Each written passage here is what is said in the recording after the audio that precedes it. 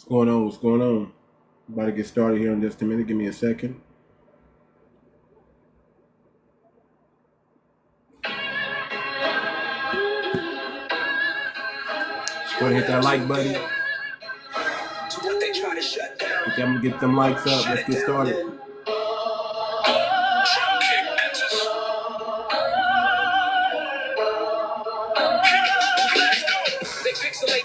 Sanitize the rage, but I bleed in full color. Unscripted stage, broadcast bands on the sound of defiance. But my mic's a weapon, truth in the lion's. Hit that like button. I'm hauling with a sermon, watching with a whale. Preaching decibels, syncopate the tale. Label me explicit cause I speak ancestral. Spit Morse code from the streets, it's essential. Too loud for the lullaby, too loud for the calm. Cracking they signal like a song with a bomb. Every stanza's a riot, verses go kinetic. Words cut deep, double-edged and prophetic. Me too much for TV, too deep for your view. Say that strong for your edit, too raw to subdue. Too proud to be silenced, too black to erase. Too real for your networks, I flood every space. Too bold to be branded. Them lights up, let's talk about it. Too loud for the volume, I burst through the stage. I'm the voice they can't filter, the beat they can't blind. Too much for the screen, too rare to rewind. Raised in a crib where the static was gospel. Pop's voice over vinyl, survival colossal. Praise news never showed us unless we were pain. So we danced through the tears, baptized in rain. They fear the uncut, truth that's undressed. Wrote scripts in blood, passed every test. No sponsors, no filters, no scripted decorum. Just ancestors humming through courtroom forms. Been banned in advance for my verse got heard, but my rhythm defies the coded word. They frame us in frames, freeze us in fear, but I bend every lens till the future is clear. They tried to dim my light, but we shine. Cut our roots, rewrite our rights. No, but we sing through the silence, through midnight we fight. Keep swinging. Oh, we're too loud to erase and find in the mind. I'm too much for TV, too deep for your view, too strong for your edit, too raw to subdue, too proud to be silenced, too black to erase, too real for your networks, I flood every space, too bold to be branded, too fly for your cage, too loud for the volume, I burst through the stage, I'm the voice they can't filter, the beat they can't find. That like button, we're gonna talk about it. I ain't here for applause, I'm here for atonement. Every syllable strikes like a truth tone moment. March with my melody, chant with my scars. My cadence a caravan, the cosmic bars. Pitch bend like a protest, tone shift like seasons. Rapping revolutions, flow packed with reasons. Switch tempo like tongues in a sanctified hall. Testify over snares with a soul so cold. Sing it from Montgomery lines to Compton blocks. We too lit for the locks, break digital dots. So hand me a bandy, I'm built to be seen. They can't shut down what was born to redeem. Say it. They can blur the screen, can erase the signal.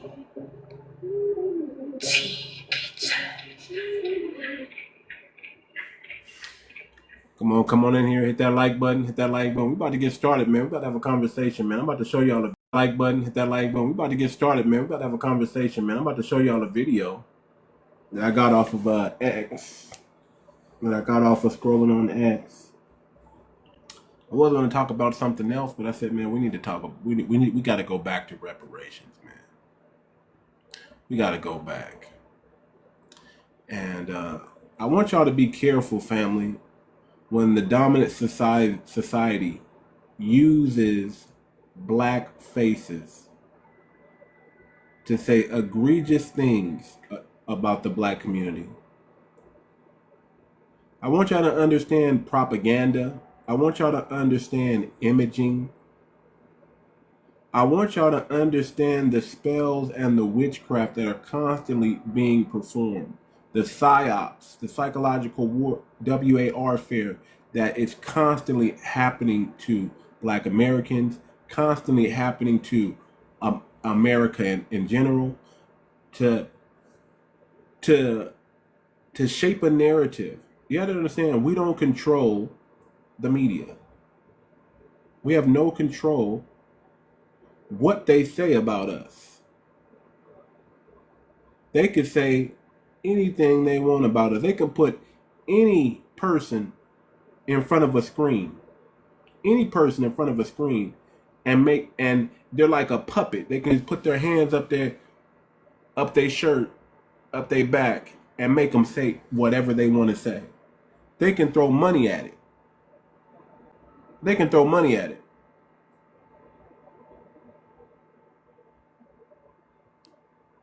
They can throw money at it. I'm reading the comment. Sorry, I want to make sure that that comment comes out that you wrote there. Okay, I just want to make sure that your comment is recognized, because we're gonna address it all. We're gonna address it all, man. We're gonna address it all. Let me play this video, y'all. We about to get started. Get the likes up. Get the likes up. Hold on. Matter of fact, we got to play one more song real quick. That I think probably is appropriate right now. Well, actually, get the likes up. Get the likes up before we get started, y'all. But we about to get started. What happened to Trump's platinum plan for Black America? Who knows, man? Who knows what's going on, man? But I know we got Sambos in our midst. I know we got people that still don't understand what reparations is, and are still complaining because America's going to have to cut that check. Let's keep it a buck. America is going to have to cut that check. There's nothing they can do. Nothing they can do but cut that check. Y'all give money to everybody else but the Black community. And when it comes to giving cash to the Black community, there's always disparaging comments like, what are they gonna do with the money? Why do y'all keep pocket checking or pocket watching Black Americans? Why? What does it matter what anybody does with any money that they get? Nobody does that for the dominant society. Nobody does that for the Asian society. Nobody does that for any other society but Black America. We're about to defeat all those lies today. That's all we're about to get into it. We're about to get into it. We about to get it. How much money did my 1 point? Hold on. I'm trying to pull up the video here, and then we're gonna get started. And then we're gonna get started after I pull up the video. We're gonna get started.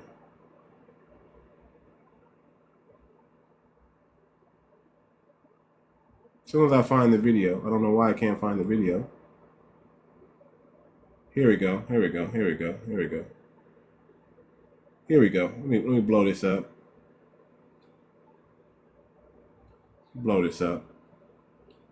Or they come from better families, and it's not because of any reason, but they choose not to.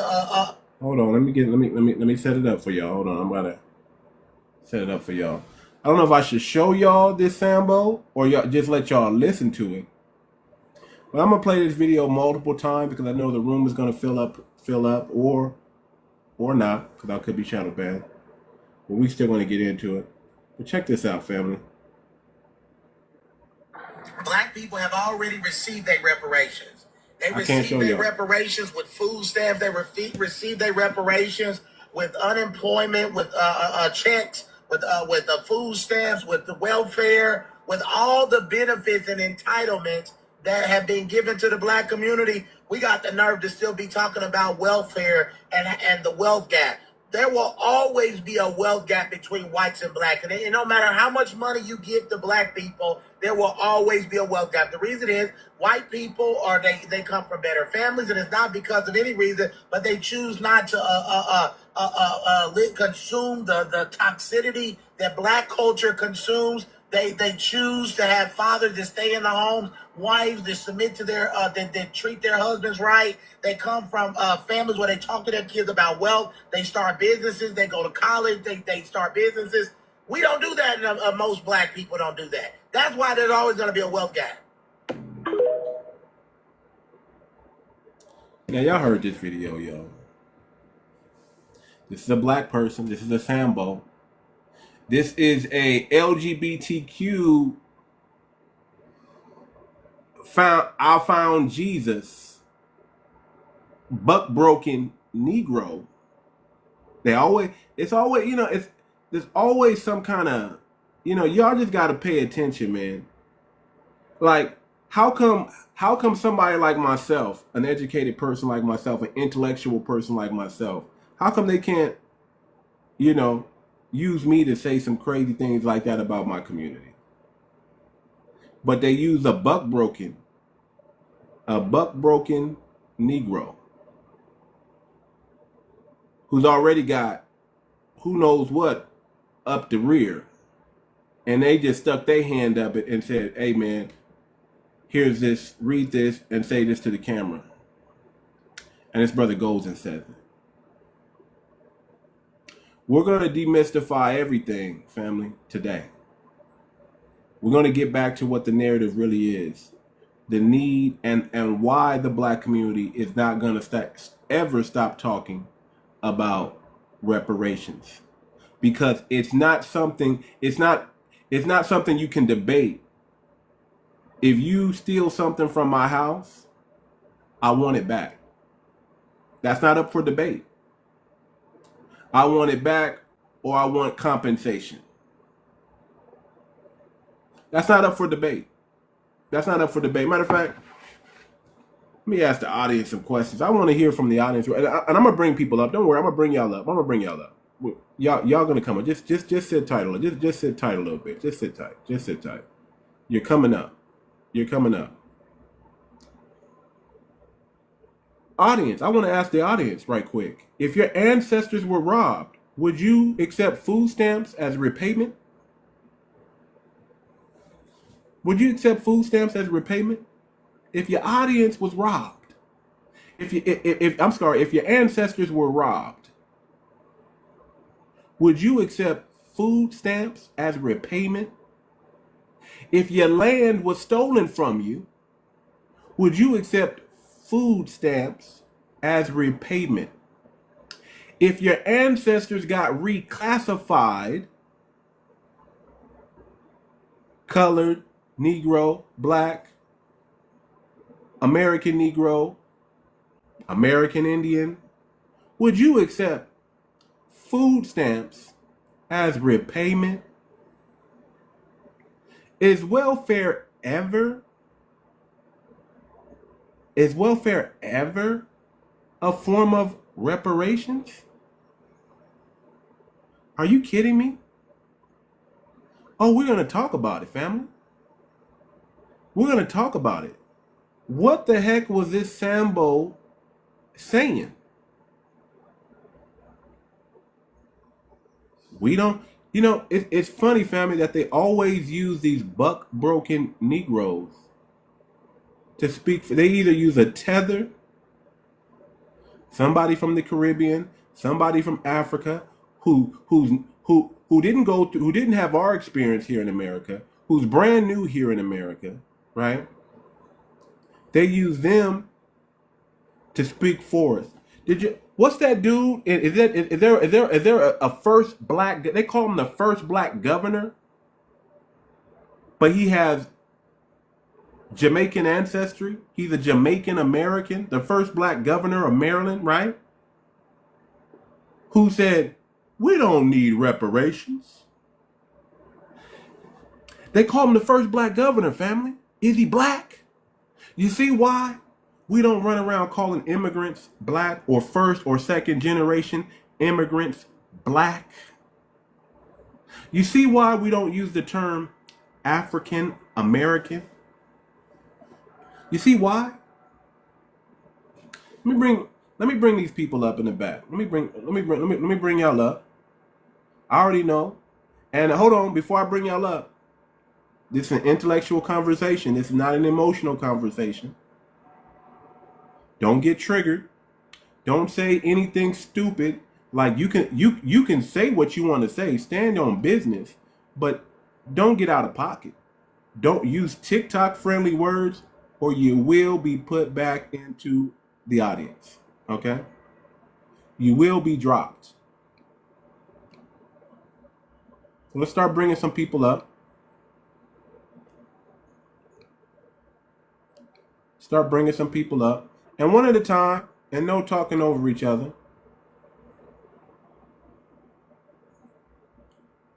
Okay, you guys look like y'all stuck in the ether. Okay. Joel Walters. Joel Walters.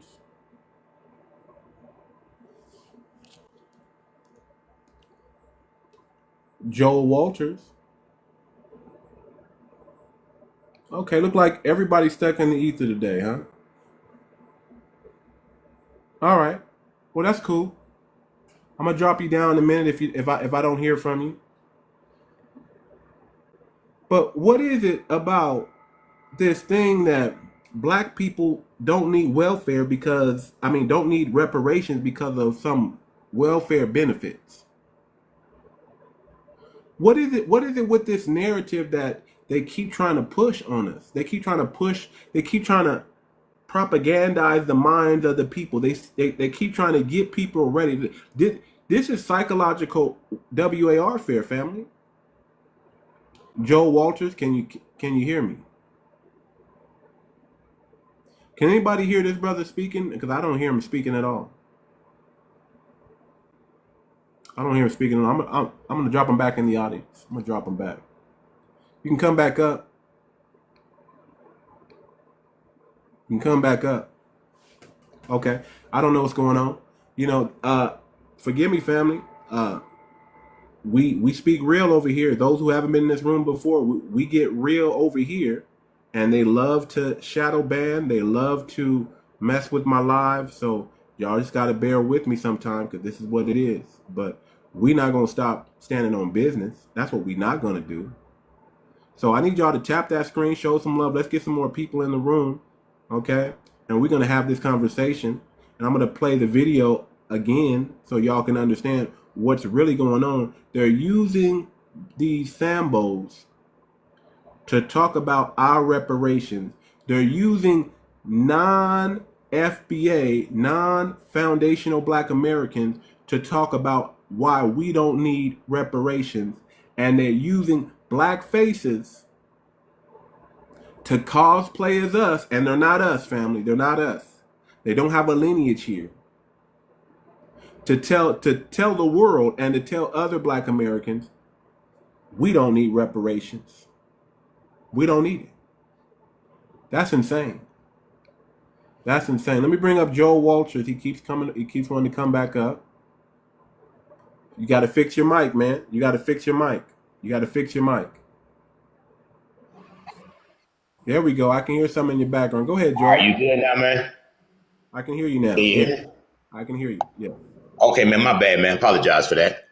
But no, as far as that brother just called talking about food stamps and all that, no. That's not repayment, bro. That was programs that we were denied back in the day that they used after World War II when the country was broke, and they kept that from us.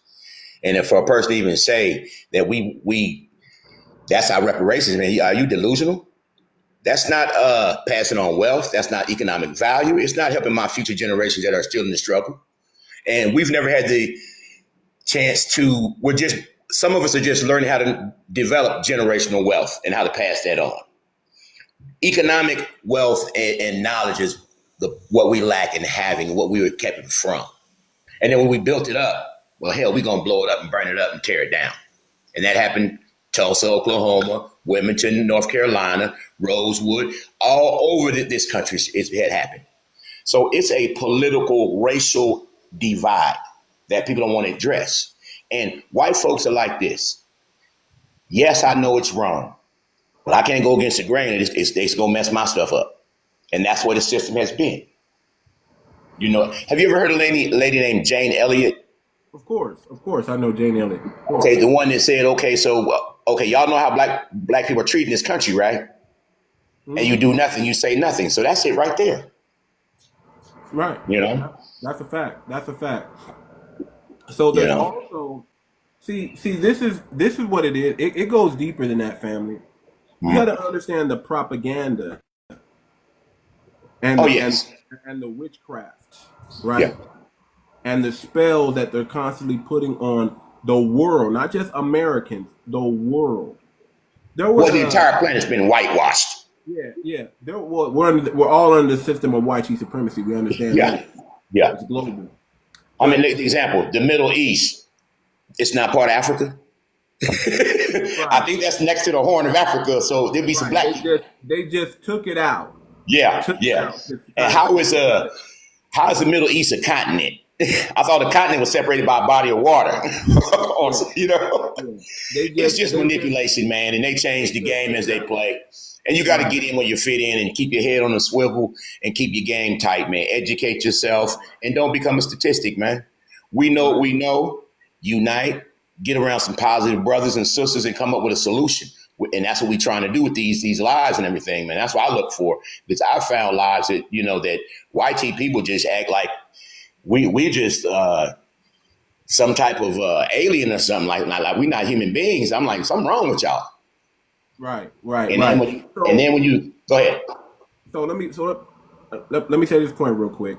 So there's a video circulating where a YT man is talking about, of course we want Africa liberated.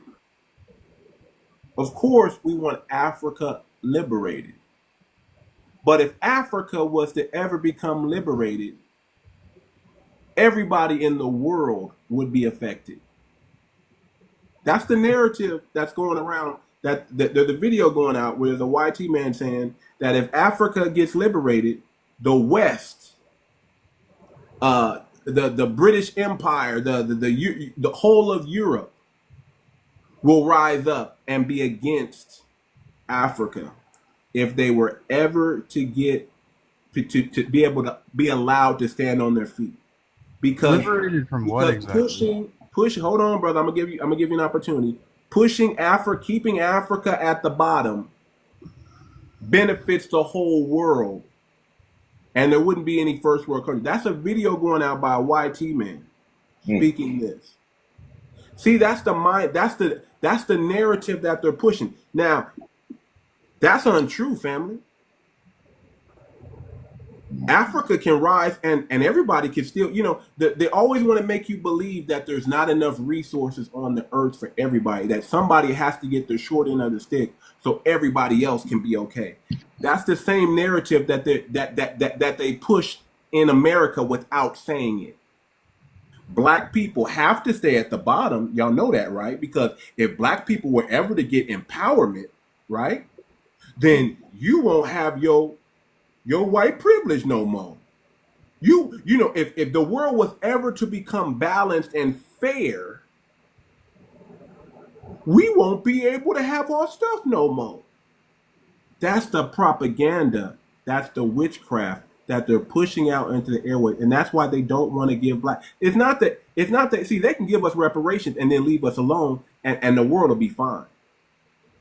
But they know if they give us our reparations, and we get our due payment, and we build our own community, and they actually really leave us alone, we're going to build something great that's going to be competitive and comparable to whatever the YT community has ever built. And they haven't built much of nothing. They've been living off of the backs of what blacks have created. They've never created anything without us. And there's also that fear too. Go ahead, Marcus. Well, I kind of understand where you're coming from, but I feel like Liberia is as different from Ethiopia as India is to Japan. Even though like so my question to you is, what exactly are they liberating themselves from? Who? The people of Africa. Colonizers. I mean, they're under colonization. I really just reference Africa just to bring in the very fact that that the propaganda and the witchcraft is heavy, and the things that YT people tell themselves and try to tell other YT people. So even it's like saying something without saying something. Like, hey man, if we let these people get their just due over here, we not, you know, we not gonna be so good. You're not gonna be able to take your kids to a nice neighborhood, or you're not gonna be able to live in a nice neighborhood no more. You're not gonna be able to take your children to nice schools anymore. You're not gonna be able to put your kids in higher education anymore. You know, they try to make it seem like it's we either keep the system the way it is, or we lose this over here. Which one do you want? You want us to live? You want these people to be liberated and then us to be at the bottom, or you want to keep it the way it is and do everything you can to fight to keep the status quo? And that's not true. That's not true. You know what I'm saying? That's the narrative. That's the propaganda and the witchcraft that they put through the airwaves. They know dang well. They know dang well. Do you feel like the Rocky movies was propaganda? The Rocky movie was the Rocky movies. There was some, of course, all movies. How about this? I'll say it like this: it's not just Rocky. It's all movies where they try to paint the narrative as the great white hope. All movies. If they don't do that, what does that mean? Because if you look at the last 400 years, Foundational Black Americans, we've been creating, we've been doing, we've been building. We built many things that they don't even want to tell people. They don't even want to tell people that we built. That people are just as we talk about the Great Reset, as we talk about the Great Awakening, as we talk about the moment of truth, the truth is finally coming out of what Black people have been doing in this country for hundreds of years. People are just now finding out about Lake Lanier, Rosewood, Black Wall Street. They're finding out about the many inventions that we had our hand, the many patents, the street lights, the mobile refrigerator. You know, there's so many things that we've contributed. George Washington Carver, the first biochemist in the world, was George Washington Carver, which was a foundational. They're finding out so many things that we've done, and they're like, man. When we ask YT people, what have you contributed? All they can say is everything. They can't even name one. They can't even name a few things. But we can go down a whole list of things that we've done in this country. When you're talking about the moral fiber of standing on truth and asking and really standing on fairness, that's always going to be us. That's always going to be us.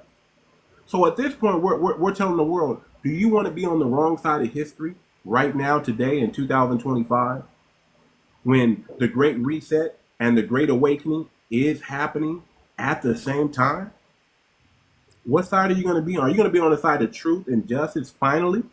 Or are you going to believe the narrative that we have to keep a group of people at the bottom, or we won't be at the top anymore? And that's really like a weak move. That means what you're saying is you can't compete. The only reason I brought up the Rocky movies was because, first of all, like, Black people have some of the most exceptional fighters in the world. I mean, realistically, like, look at like John Jones, for example. The dude's an animal. I mean, like, he's unmatched. Like, probably one of the best fighters in the world. And I use the Rocky movie as, a question because Apollo Creed, right, in that movie, he too is an exceptional fighter, and he trains Rocky, like a white dude from, PA, and he helps him like get to the top. Without Apollo, like, Rocky wouldn't be nothing, right? And so, like, the only reason I ask if it was propaganda is because, like, to me, like, whenever I watch that film, if we took Apollo out of the, the story, right, like, Rocky would never have made it to where he had gone, right? And so, like, it showed, like, camaraderie and, like, a sense of, like, unity. Like, we are well past the point of where we were as a society. And something, like, to me, like, something happened in maybe, like, the 90s or 2000s where, like, we were coming together, but at that point we, like, separated again. And I'm just trying to figure out. You had OJ and Nicole, man. That's what happened. You had the OJ trial. I mean, again, there's always gonna be something that, again, Black people, we don't control the media, right? So there's always gonna be something in the media. There's always gonna use the propaganda machine to to put a gap between poor YT, middle class YT, and Black America. They're going to use foreigners. They're going to use tethers. They're going to use other people. They're going to use Hispanics as a buffer class to bridge the gap between us and the dominant society. They're always going to do that. That's the propaganda machine, because in order for the propaganda machine to work, right, it has to make you believe that one group of people is up here and that these group of people belong down here. It's not that anything else. It's like they belong down here because they have a criminality, they have baby mamas and no fathers in the home. They have to paint all this narrative to keep us at the bottom. But what they haven't been able to do is stifle our success in spite of. Because in spite of the propaganda machine, in spite of the narratives being in their favor, not ours, we're still getting to the bag. What do you think about people like Clarence Thomas and like Ben Carson? Like, do they represent your ideals, do you think? Or are they like an exception to the rule? I'll say this. They got some Sambo in them, and they're under, first of all, anybody black on TV, I don't trust, because we didn't put them there. Somebody put them there. Somebody summoned them and put them in the spot that they're at. It wasn't Black America that elevated these people, right? It was YT America that elevated these people. And as good, bad, or indifferent, there are some people that can only go so far. Like Clarence Thomas, he can only go so far. We know he's gonna do what he's gonna do, but he's still gonna look out for the black community in a sense. Ben Carson, probably the same. I'll probably give him the same. But again, if the dominant society put you there, they control you. They control you. They're not going to allow you to do anything for Black Americans. Not enough. Not anything that's going to be life changing. Now they'll do what they can from a position, but they're not going to mess up their bag or their family livelihood or put their life in jeopardy in order to do it. These are not people that are going to do that. What do you think? What do you think the most ideal world would look like? Like, let's say that everything is done correctly and right. Like, what does it look like as a society? Black people have their reparations, and YT people are leaving them alone and allowing them to build their own communities unencumbered. See, Can you help? the reason why you have bad neighborhoods or so-called bad neighborhoods is for the simple fact that we are not allowed to do anything to better that neighborhood. We can't police our own neighborhood. We can't get the gangsters, the drug dealers, the hustlers, whatever. We can't do anything to the terrible people in our neighborhood without consequences of ourselves being thrown in jail or unalived or whatever. So If we are allowed to fix our own problems and be left alone, we can do that. So that's the best scenario that you're talking about is Black people will be there will be no more wealth gap. We'll be allowed to continue to create and do phenomenal things without a system oppressing us, constantly pushing us back down and making us rebuild and start over again. That's the best scenario. Am I like understanding this correctly? Like, it sounds truly like freedom, like the freedom to do what you want, when you want, how you want it. That's what it is. That's all we've ever asked for. It's freedom. Yeah, because like I'm trying to think, it's a multicultural society that we live in, and it's represented by many different swaths of cultures, lands, and ethnicities. And so, like, I understand what you're saying, like how people put other people in places to create buffers and stuff. And I understand that the ruling class is predominantly white, but whenever I hear like reparations, like I do feel like some people have different definitions of that, and it's hard to conceptualize to me because one, I don't understand it, but also whenever I think of freedom, like I see what you're saying, because if you go to certain places in the country, there is no freedom. Like, you can't just go to a bank and get a loan and buy a house at the same credit as Because that's someone not else. our system. We didn't invent that system. Somebody else created that system. They control that system, and they controlled it based on class and colorism. Those are the two things that control the banking system: class and colorism. It has nothing to do with your credit score. They say That that is they that use is that kind of credit true. score to control you, to keep you out. But the main two things that says if you're going to get that loan is Yeah. colorism and classism. Well, it's interesting because like the first thing I think of is like how Jews will loan money to other Jews like without interest, but yet if they loan money to someone who isn't a Jew, then there's interest, and then it And traces back to the we origins of can't say that Christianity. word on TikTok. Unfortunately, you can say small hat. You could say Oh, anything else to represent them, but the moment you start doing that, the bots start flat. They start gotcha. listening. No, And I didn't mean it in bad faith. Like no, I know, I'm I not like understand. No, yeah, No. I understand. I understand. I understand. but it is interesting because like you talk about concepts and like who created them, and they definitely did, and like are you saying that the way that black culture is, it is separated from it is distinct from every other culture, and it needs to be ingrained in its own society within the multicultural society of America? I think I think this about black culture. Black culture is American culture. First of all, it is ingrained in all parts of society. It's just that we're not allowed to control that. Oh, I see. You see what I'm saying? I think we are the culture in this society. We are the culture here in America. The problem is they want to control our culture and how it's presented to the world, and that's what we're saying. We want to control that. We want that. Our music. We want to have control of our music. We don't want somebody else telling us what we can sing on these radio airwaves. You talk about degeneracy. We're not the one choosing the song, saying put this out. That's the record labels. Who own the record labels? Who are the executives who are pushing this Oh, music? I see what you're saying. The little small cap people. We're not the ones. We're not the ones. Listen. We produce conscious rap.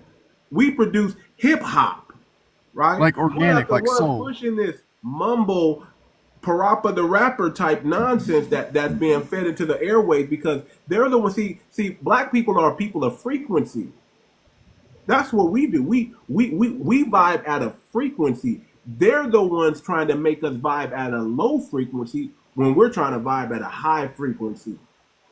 No, that makes so much sense because what you're saying is like the music that's made by black people is from the soul and the heart, but yet whenever it gets to the like stages of the producers will strip away what they want, or they'll take away or add in what they want to fit a narrative. Correct. Correct. Why else do you think a sexy red would be paraded around town as if she's the hottest thing out? Because she promotes the agenda. No, The not negative her. influence. The Not negative her. influence. She has, yeah, she's promoting a negative influence that they want. They want to show us in this negative light. They don't want to show our Bill Cosby, and if they do have a Bill Cosby, they want to destroy that Bill Cosby publicly. They want to make you believe, hey man, he was never really who he said he was. We have icons like Prince, MJ, and what did they do with these icons? Sam Cooke. What did they do with these icons? The moment they start talking about some real stuff, some real truth, having your own masters, guess what they got to do? The propaganda machine has to say, okay, no, now they're a PDF file. Now they're running around with underage women. They have to break them. Look at what's going on with Diddy, and I'm not saying Diddy's a good guy. But I'm saying that he was groomed to be in that position, and when white supremacy get finished with you, they break their tools.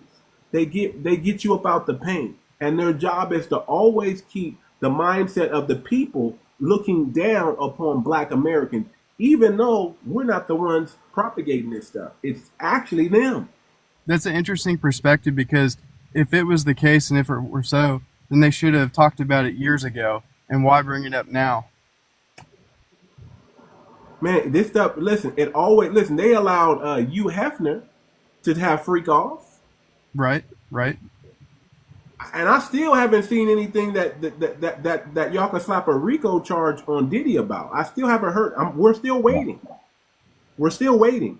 And I'm not, listen, I'm not defending this brother, man. If there was a way to put him under the jail legally, I would say do it. But you got to prove it first. You got to prove that he's guilty. You got to look at the Diddy thing like this.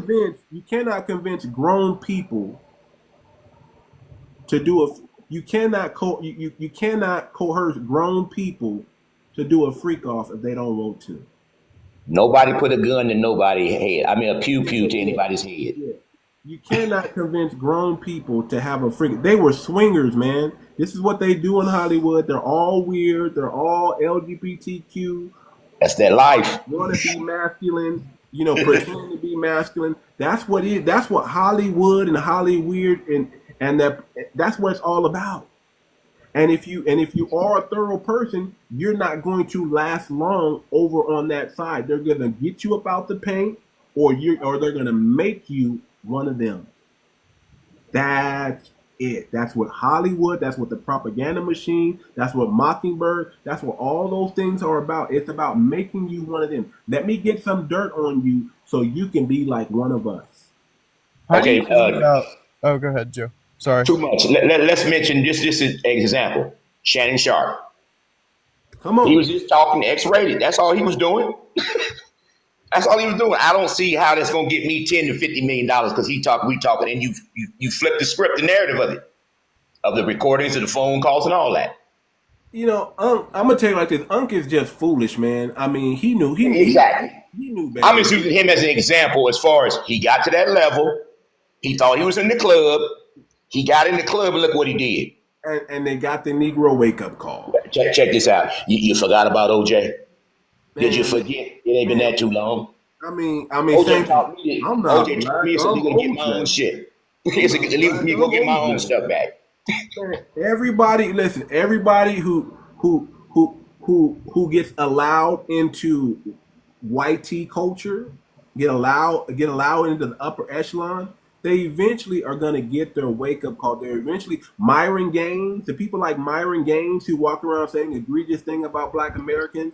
He didn't have many of his wake-up calls, but he's going to get a real one here real soon because he's going to find out that YT supremacy doesn't like you. You're never going to be the friend of YT supremacy. YT supremacy is against all these symbols, all these tethers that they prop up and they use in the propaganda machine to speak their message. Because YT supremacy, even though it is what it is, they don't want to be called out for their racism. They don't want to be called out for that. So they need to put other people. They need to put the Whitlocks in place. They need to put the Jelly Bowl Roland Martins in place. They need to put these people with black faces to speak to white America about how terrible black community must be. You got people who are not even in vicinity of black people who don't like black people. Isn't that crazy? You never seen one. You never been around one. If you have, maybe one or two, but you have a problem with them. Look at all these so-called school pew-pews. And they have these written manifestos, and they live in these beautiful white neighborhoods, YT neighborhoods. And the first thing they tell you is, "I can't stand black people," and your school is all YT though. What do you mean you can't stand black people? What did a black person do to you? And they don't even live in your community, sir. You don't even go to school with them, but they go and pew the white school, the YT school up. And then they always write something negative about black people. What is that about? I feel like those types of people are just filled with nothing but hate for anybody and everything. Like Elliot Rodgers, for example. Where do they get it from? That's what I'm saying. Where do they get it from? It's taught at home. I feel like behavior from granddad. Elliot Rodgers was like just isolated from like what we consider like the normal world, and he got in his own head and probably went like deep diving on the internet nesting with a bunch of other people like-minded with him. Because I would say that's probably the worst thing about the internet is like, if you are alone and you want to seek like a community of people who think like you can be connected, across boundaries and stuff. And then you can get in your own echo chamber. And then now you're getting nothing but the same type of ideology, which you act on, which is completely separated from normal society. Okay. Great. Hold on, Virgo. Let me holler at Shantae, man. You're in the comments. You're saying something. I just want to get some clarification on what you're talking about, man. Yeah, I just don't understand why black people are asking for reparations. Where are you from? North Carolina. You're from. Where's your family from? North Carolina. You're a foundational Black American? Yep, foundational. I don't believe that. But go ahead. My grandfather owned a I don't farm believe that, in man. Oak City, North Carolina. I don't believe that, man. He bought it in 1956. Go ahead, ma'am. I don't Stop believe playing. you. I don't believe you, man. But go ahead. You're saying don't have to. Finish what you're saying. But that's what y'all do. Y'all think y'all get to tell people who's black and who's not. Because I'm not oppressed. You want to say I don't believe oppressed you, and that all black people are oppressed. We're not oppressed. You're just a bum. Okay.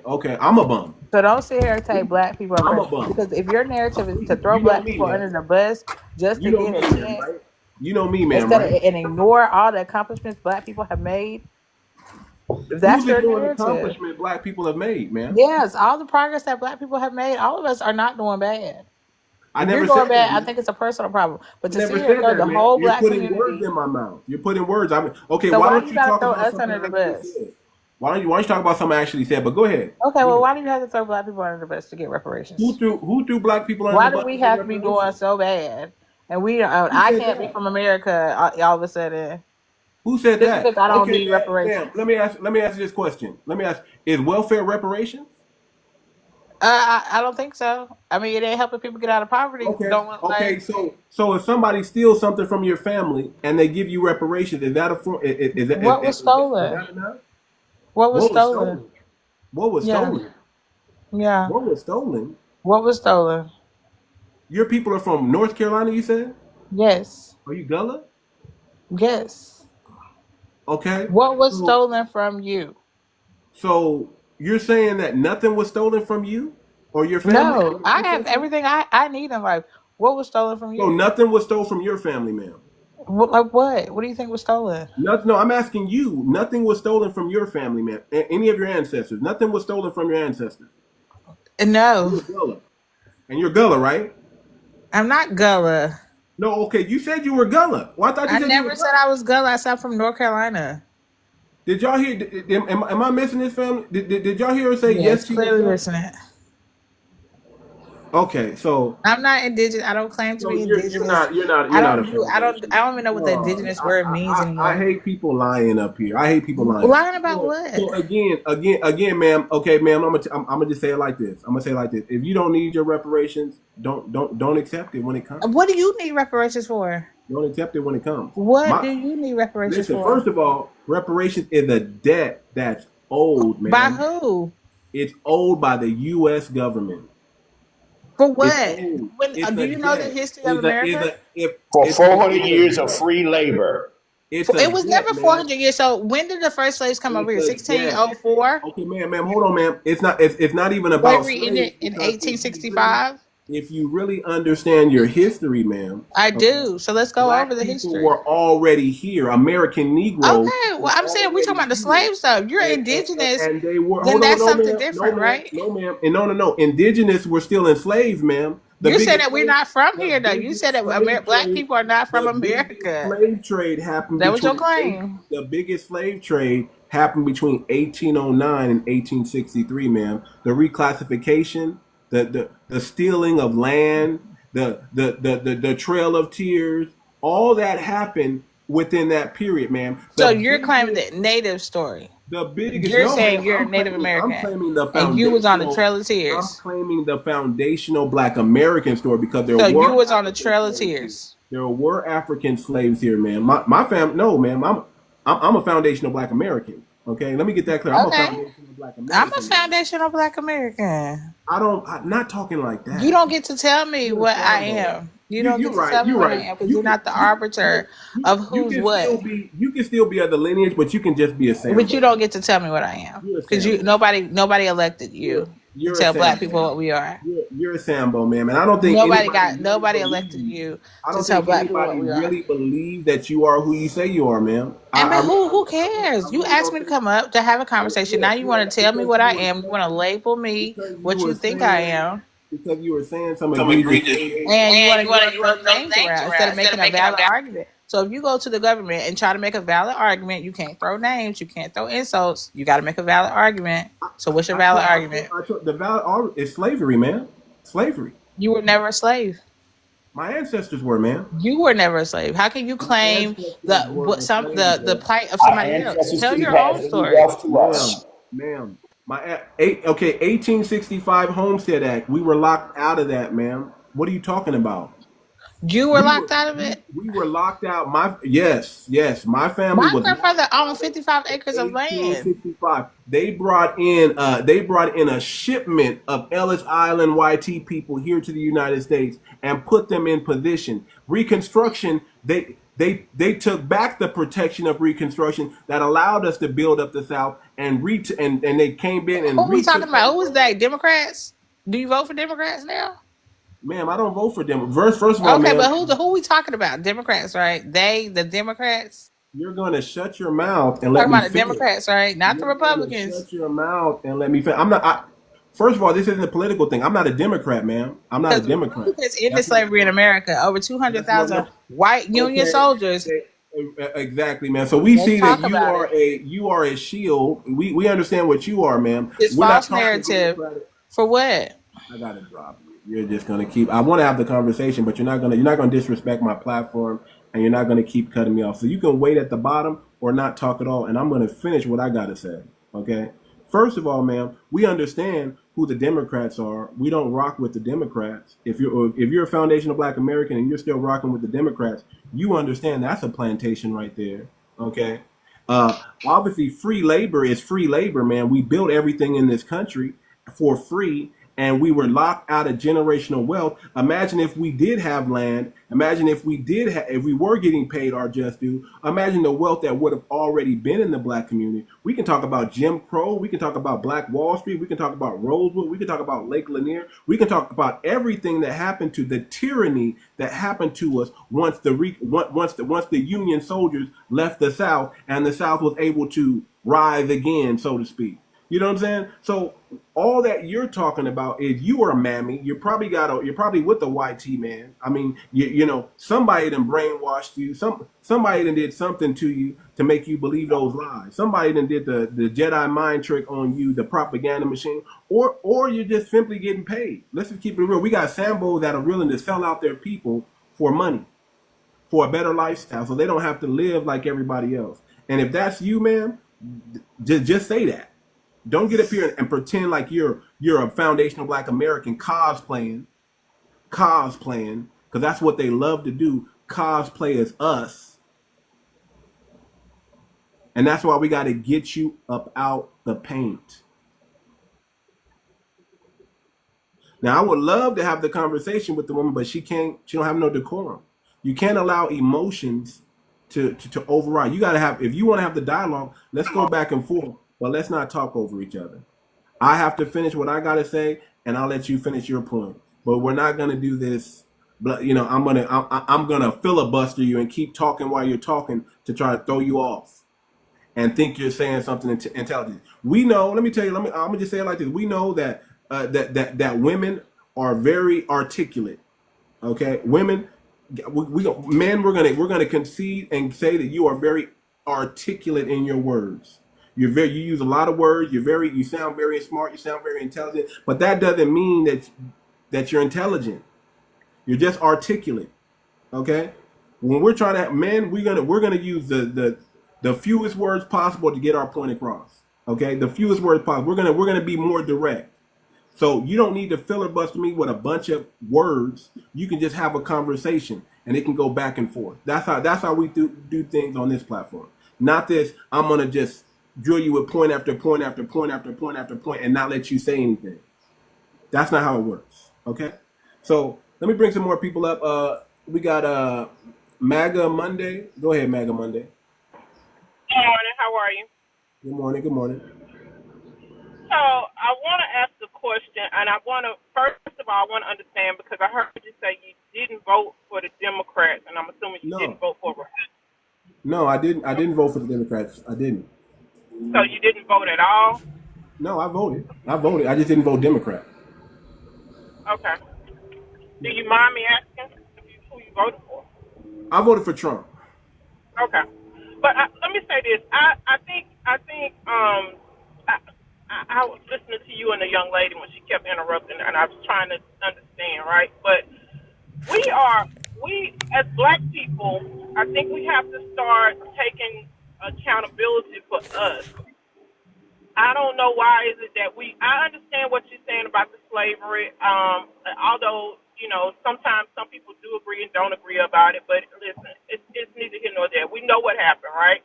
But the thing about it is we voted for people. I did. I'm going to be honest with you. I voted in the past. I have voted Democrat, and I voted for these people to make changes, and they haven't made changes. You're talking about reparations. We had that come up right prior to the election before Trump got in office. The Democrats, California, killed that one. This Democrat guy in Maryland just tried to kill that bill again. Well, not to cut you off, but let me say this. They're the same. Listen, Democrat, Republican, they both practice racism. One is just more blatant. One is just more subverts. That's it. They both practice anti-black hatred against us. Both of them. I'm not big up in none of them, but I gotta vote for a side. And this time I said, you know what? We definitely not riding with the Democrats because they had 60 years to do what we asked them to do. There you go. And that's my point. I'm gonna leave it like this. Like I voted for Trump also, right? Because you got to think about it. I'm just on the reparations part because that's what I came up in when y'all was talking about it. We put the Black Caucus together in 1971. The late 𝗖cie když was one of those people who was in there, right? This lady's unalive and gone, and still yet nothing has happened. So we can't blame the white people. We can't blame anybody else because we got tools now. We have tools to become. Okay, hold on. But here's the thing: it's not blaming. Okay, we do understand that we're still under everybody.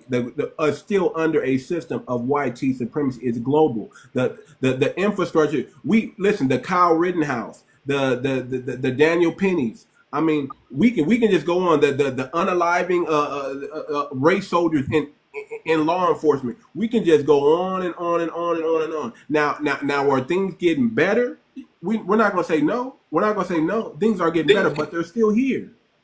And they're still trying to uphold this system. And guess what? We cannot ignore the propaganda that they're still trying to push. Understand what it is. They're still trying to push this so-called holy war or race WAR nonsense. They're still. We still got to understand that there still is a YT privilege does exist, and they're doing everything they can to keep and maintain that. But they can't, though. This is what I'm saying. This is a mental thing. They cannot. There's no law. Hold on. There's no. Wait a minute. I didn't interrupt you. I'm trying to understand, right? I'm just saying you're right, man. I'm just saying you're right. There's no bill. There's no law that was written in place that says that I don't have the same opportunity as another person right now. It's just people don't want to go get it. It's people being lazy, sitting back, pointing fingers about, oh, they did this to us. So what? Move on. You got tools there to become millionaires. Y'all just talked about it. You got black people who have invented things. You got black doctors and lawyers when it was unheard of. You got things there. The tools are there. We can't keep blaming anybody else. It's us. We got to go get it. There's no bill that Trump passed. There's no bill that nobody else passed that's not geared towards everybody, except for that LGBTQ stuff with Obama. But you know what I'm saying? Okay, hold that. Let me play this video again. I want to reset the room. Let me play this video again. Y'all listen to this. This is by a black person, by the way. Black people have already received their reparations. They received their reparations with food stamps. They received their reparations with unemployment, with checks, with the food stamps, with the welfare, with all the benefits and entitlements that have been given to the black community. We got the nerve to still be talking about welfare and the wealth gap. there will always be a wealth gap between whites and black. And no matter how much money you give to black people, there will always be a wealth gap. The reason is white people they come from better families, and it's not because of anything, but they choose to consume the toxicity that black culture consumes. They choose to have fathers that stay in the homes, wives that submit to their that treat their husbands right. They come from families where they talk to their kids about wealth. They start businesses. They go to college. They start businesses. We don't do that. Most black people don't do that. That's why there's always going to be a wealth gap. Okay, ma'am. I just want to make sure you're not. Do you agree with that, brother, right there? I don't agree with welfare being a reparations because everybody receives welfare. That's not reparations. Okay, so do you believe that the reason why black people are not getting to wealth in this country it's because of black people's fault? I think it's black people that are hurting us. Let me give you an example, right? You got all these. I want you to answer that question first. Do you believe that it's black people's fault that we're not getting to wealth in this country, generational wealth? I just said yes, and I'm trying to give you an example, right? You have Jesse Jackson. You got all these leaders out here telling us what's wrong and what we cannot get, and how we're neglected as a black people, and yet they're sitting in their $1 million houses talking crap. Now, who am I going to believe, right? Because you sitting in a $1 million house as an activist, right, telling me that the white man is against us, that the government is against us, and yet somehow you are a millionaire or you got money, it's us holding us back. I'm going to say this. There's nobody in this world that can hold me back from what I want or what I want to achieve. I'm not going to if we listen to these activists and whoever these people are, we will be lost. Because they're telling us one thing and doing another.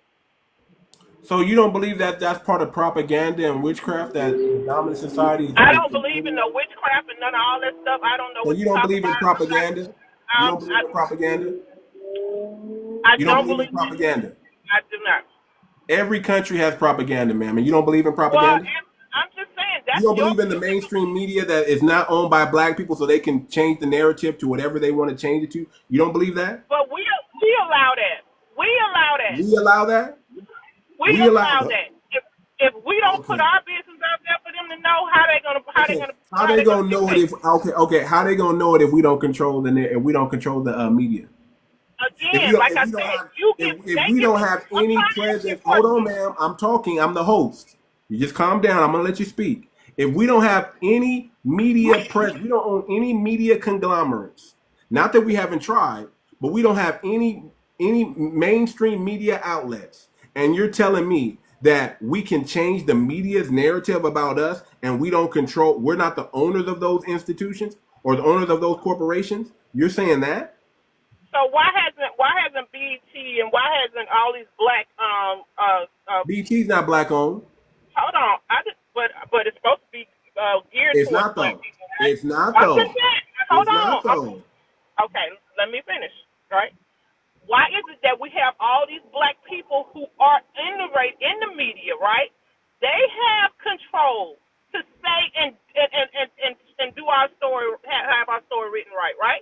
They have control, but they don't because they make money off of it. Again, it's not nobody else. Nobody would know what's going on in my household. So it's either propaganda. Hold on, ma'am. It's either propaganda or it's not. It's either somebody's controlling our narrative or it's not. You're actually nobody being hypocritical right now. Narrative. Which one nobody is it? Controls my narrative. Nobody controls your narrative. Nobody but me. Nobody. Okay, you're sure about that, right? So let me give you an example. Since you said nobody controls your narrative, right? So if you go to the bank, right? You go to the bank and you ask for your money and they don't give you your money. And they say, we don't have your money. There's no money in your bank, right? And then the moment you make a big deal and you make a fuss and you call the police come down and they actually come and they arrest you. And then the media comes out and says, this woman tried to rob the bank. Did you control that narrative? Or did someone else paint the picture before you got a chance to explain yourself? Did you control that narrative, or did the mainstream media already put a picture on you, paint a narrative that you tried to rob the bank, and then they show you walking out with the police in handcuffs? Who controlled that narrative, ma'am? So I think, hold on, I think you should ask yourself that question because first of all, again, like I control my narrative. I know how to go If about it. My you money went to the bank it's and tried to pull out hold money, on. and they were getting the money. You giving me an example of something that you might do. You don't know how I might handle that. Again, because I control my narrative. I handle it the way I did. I don't want to handle it the way you just described. Too much. Can I say something? That's nothing in the media to say. Again, you control that. Can I say something? Too much. Actually, you just lost that point. But go ahead, King. Go ahead, King. We're gonna move on. Yeah. You're not making sense at this point. Go ahead, King. We know where you stand. Yeah, ma'am. Hold Ma'am, one moment, please. Let me speak. One moment. No, I've been listening to you. Please listen. Because I'm speaking right now. We know where you stand. We're gonna move on from that. Okay, go ahead, King. Yeah, ma'am, look, something went wrong during the civil rights movement. You achieved a lot, but to those people that don't like you, they thought, wait a minute, these people are accomplishing something that can destroy that thing that keeps them back. Okay, so they organized. They organized with people in the Caribbean. They organized with people in South America. They organized with people in Asia and in Europe and Africa against you. And while they do it to you, they do it also to the people in South America and the Caribbean. You know, people who love to speak like you, who love to think like you. Because what is happening in the United States is crazy. You're the blueprint. And you say that you control your narrative. You don't control your narrative. Do you control yours? When you go to court, you in a case. Trust me. They plant. Listen, madam. Listen. When you win a case in court, they plant a lie in your case. If you have court cases, go check them. That's what they do. Because what is really going on is land theft and identity theft. The lands belongs to us. I'm from South America, Suriname. I see what these people are doing. And it's the United Nations who creates buffers like CARICOM for not letting people like us pass to go talk to the United Nations directly. But we have to talk first to these idiots like CARICOM. But sir, I have a question for you. I just got one question. One moment. Let them finish. When they listen to us, when we explain them what is going on in our community, they write it down and then they twist it. They get facts, but they twist it into a lie so that it don't get heard internationally. You're not controlling your narrative. No one is controlling the narrative in the South America, Caribbean, North America. I can tell you that. Okay, sir. If you don't control your narrative, that's fine. That's you.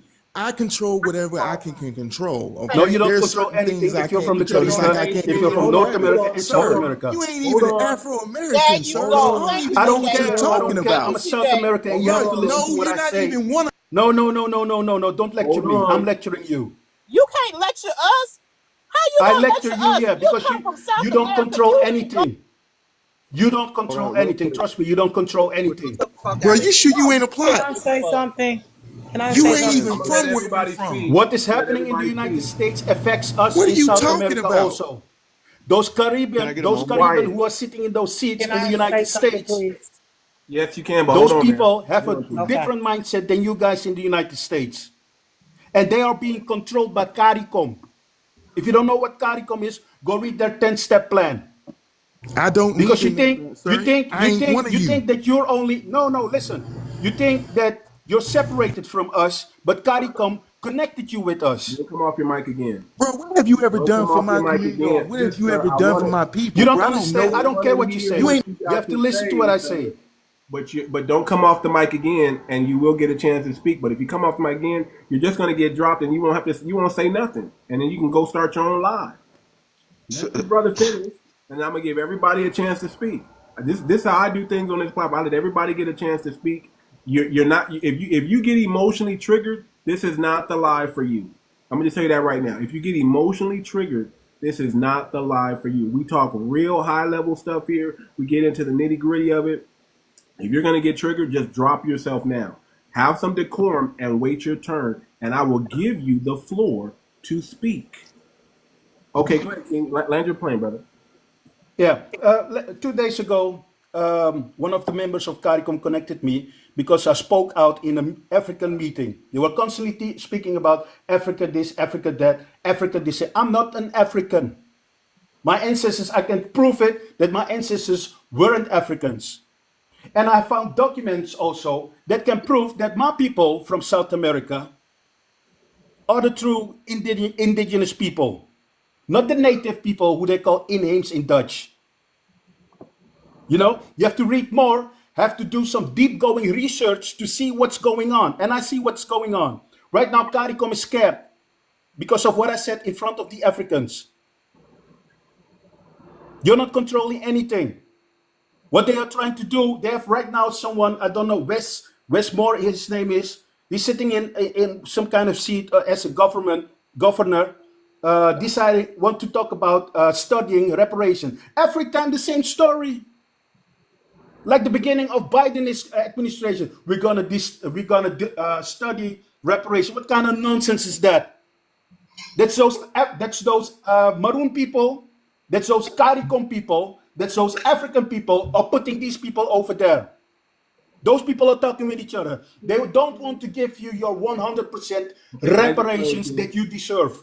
Land your plane, King. We gotta move So, on. okay, focus on the Maroons. Focus on CARICOM because things are going to get shaped. Trust me. Hey, I too much have to run because I'm going to barbecue with a few guys. Okay. I wish you a very nice day. Take care, brother. This is our Suriname brother. We don't need to focus on CARICOM is not something that we got. We need to keep our focus on the United States government. Keep our focus on what's going on here in the U.S. But we understand that our brother in Suriname, they got things going on over there, and he's just saying, he's just pointing out some of the similarities. Now go ahead, CJ. Come off your mic, brother, and say what you want to say. Like I said, man, all this hot air that we're all blowing, it's not fixing anything in our community, number one. Number two, we control certain narratives of our own.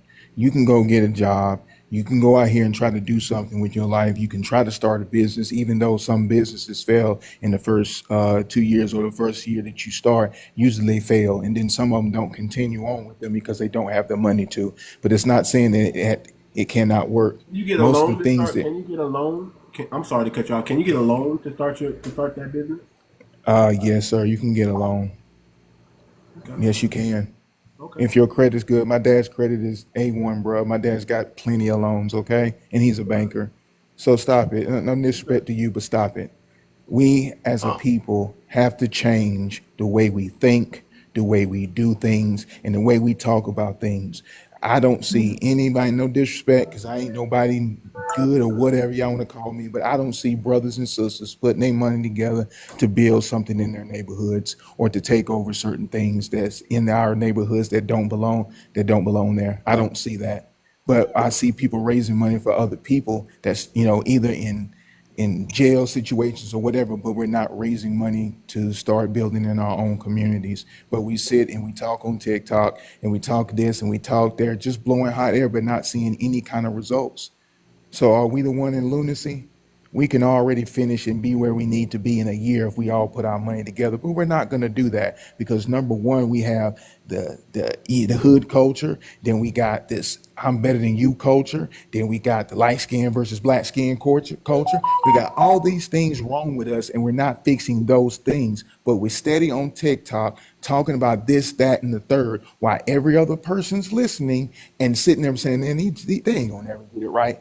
And as we continue to lose our neighborhoods, there's no disrespect to any Latinos on here, but it's the truth. As we continue to lose our neighborhoods by Latinos and gentrification, before it's all said and done, bro, we're not going to be around if we don't change. And I'm being serious, man, because I haven't seen nobody do anything. Even I'm asking people to try to do stuff in my neighborhood, but nobody wants to. I can't sit up here. I'm not Superman. I'm not Meteor Man. I can't do everything by myself, but I try. But nobody's trying to do that, and they're not. And Go ahead, understand. man. I mean, and I Go don't ahead. disagree. I don't disagree with some of the things that you're saying, CJ. I don't disagree with that. I'm a foundation of Black American. Where's your family from, CJ? CJ, where's North Carolina. North North Carolina. Carolina? Okay, are you Yeah. done? Or I mean, do you have roots here? Do you have any immigrants in your family? Kind of Blackfoot Indian, if that's what you want to call. Okay, Yeah. okay, okay. Foundation. Okay, so I don't agree with what you're saying. Here's my thing is we can always look at the negative side of our people and make that be a reason why we don't succeed. But we got to understand that only 17% of the population of Black Americans are really down bad. We can't keep blaming everything on 17% of the population in Black America and making that all of our problems. That's not. Because like you said, you can get a loan, right? You can start a business, right? So you can do things to improve and better your life, right? Isn't that what you're saying? So to sit there and blame 17% on what's going on in the hood, I think it's crazy to make that be a reason why Black people can't do things. Now, Black people can raise money, and we can get on code, and we have been getting on code, and we have been doing phenomenal things. Now, I don't know what media you consume, but are you consuming the grassroots media?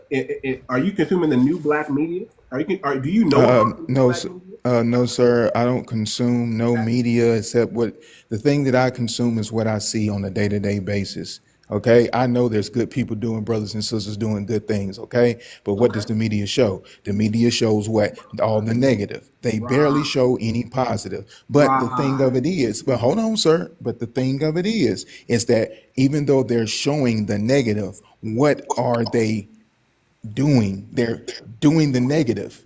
Most people are doing the negative, bro. They are, because you No. hear some of these, No, you're sir. watching. I can tell by how you speak that you consume mainstream media, or you wouldn't No, be saying sir. anything because if That you were no, because connected to the sir, it's grassroots different movement. but sir, it's different in different places. Just like when I read Thomas Sowell books, Black Redneck White Liberal, in Oh certain Lord! places, hey man, you can say what you want to about Oh, the you man read or Thomas whatever, Sowell? sir. Oh Lord! Yes, That's is there a why. That's sir? why. That's no disrespect. That's your opinion, okay? So To sit here and real say, quick, "Oh Lord," you're really dissing another brother. So stop saying, "Oh Oh Lord," bro. Lord! There's Thomas Sowell. information out there. But brother, can I ask a question? If that's the Do you know question, how what are Thomas you Sowell gets doing? paid? But Do you know how Thomas Sowell gets paid? See, this is so. Hold on. sir, I don't care Let me about say him this. getting Let me say, paid. sir, I'm I'm the getting host. paid. I'm, I've I'm, got my own place. I'm the host, sir. I just want you to comment. I'm gonna let you speak, but I'm the host. Let me do my job. Let me do my job. Okay, and then you can comment. Thomas Sowell gets paid by right wing agenda and right wing people to say the things he says, and they use him to spit out YT supremacy. And then we as Black people think, oh, this is an intelligent Black brother speaking here. I'm going to read this book here. Oh, yeah, my people are down bad. We're so negative. We're so criminal. And, Irish, we got all our bad hood stuff from the Irish because, and we start consuming, oh, we don't have enough fathers in our home. And that's the reason. And we start believing this nonsense. Ma'am, you're going to have to calm down. Okay, I don't like people coming in, especially when you're just coming in and don't know what we're talking about, and then start interjecting. Let me finish.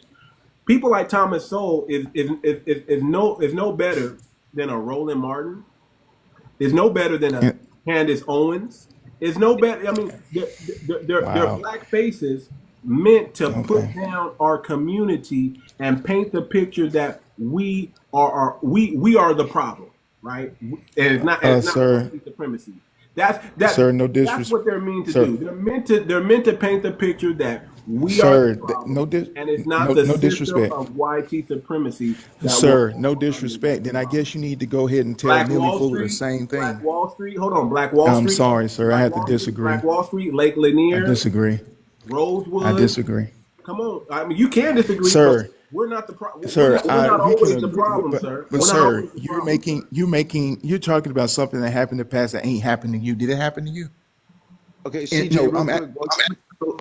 If I could get a moment here, guys, CJ, real quick, what you're doing is what he was trying to tell you real quick. And I have some questions for the host in a minute, if I can get to there real quick. CJ, what you're doing, bro, you got to listen to what you're saying. So on one hand, you're controlling a false narrative.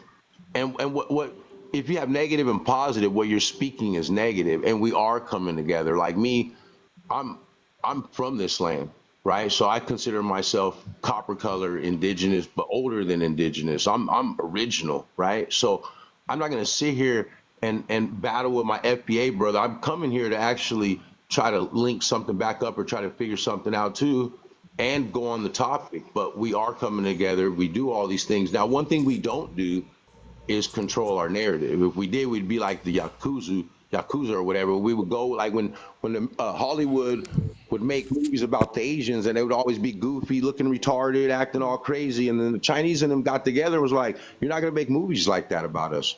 And they went into Hollywood and they controlled the narrative that was shown on TV, that we all grew up watching these Asians looking all crazy on TV. And then now you got the last ones that do it, but it's not as jokeful, like Jackie Chan.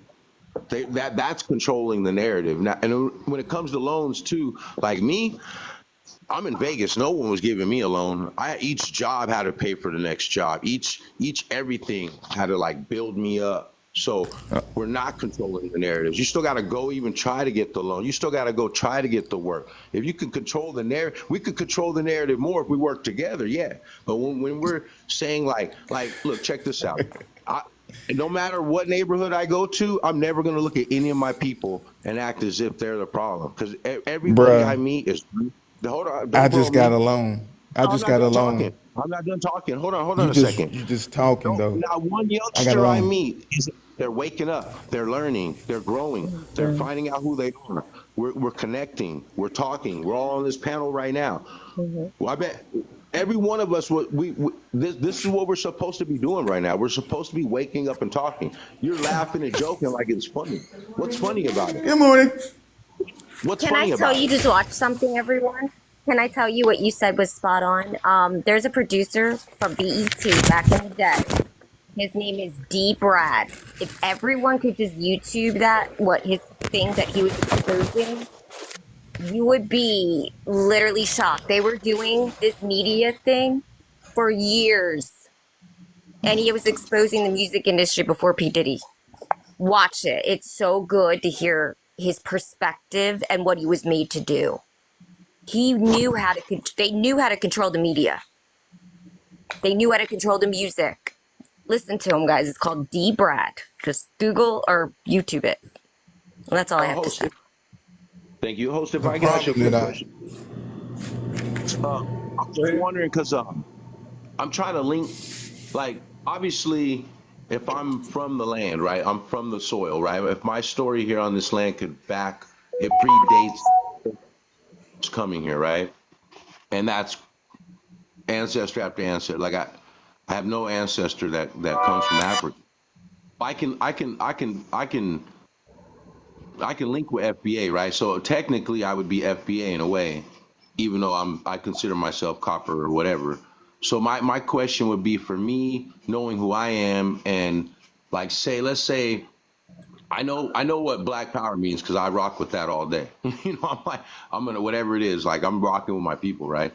But I like want control the Mississippi, right? Like to me, reparations would be like control the Mississippi River again, like control of the grains going out, the seeds, whatever it is, the knowledge, the truth about our people, everything overall. But one thing, it's hard for me to rock with, like I know, like one dude, the guy earlier, he said light against, I think it was CJ. He said light against black skin. So then me, I look at it like different copper colors debating about different color copper, different colors of copper. So I kind of don't say black, but I still rock with it. So my thing would be do some FBAs kind of like, and then like let's say I can't find any ancestors that were slaves, and even if I did, I would consider them prisoners of war. Do you think it's possible for people like me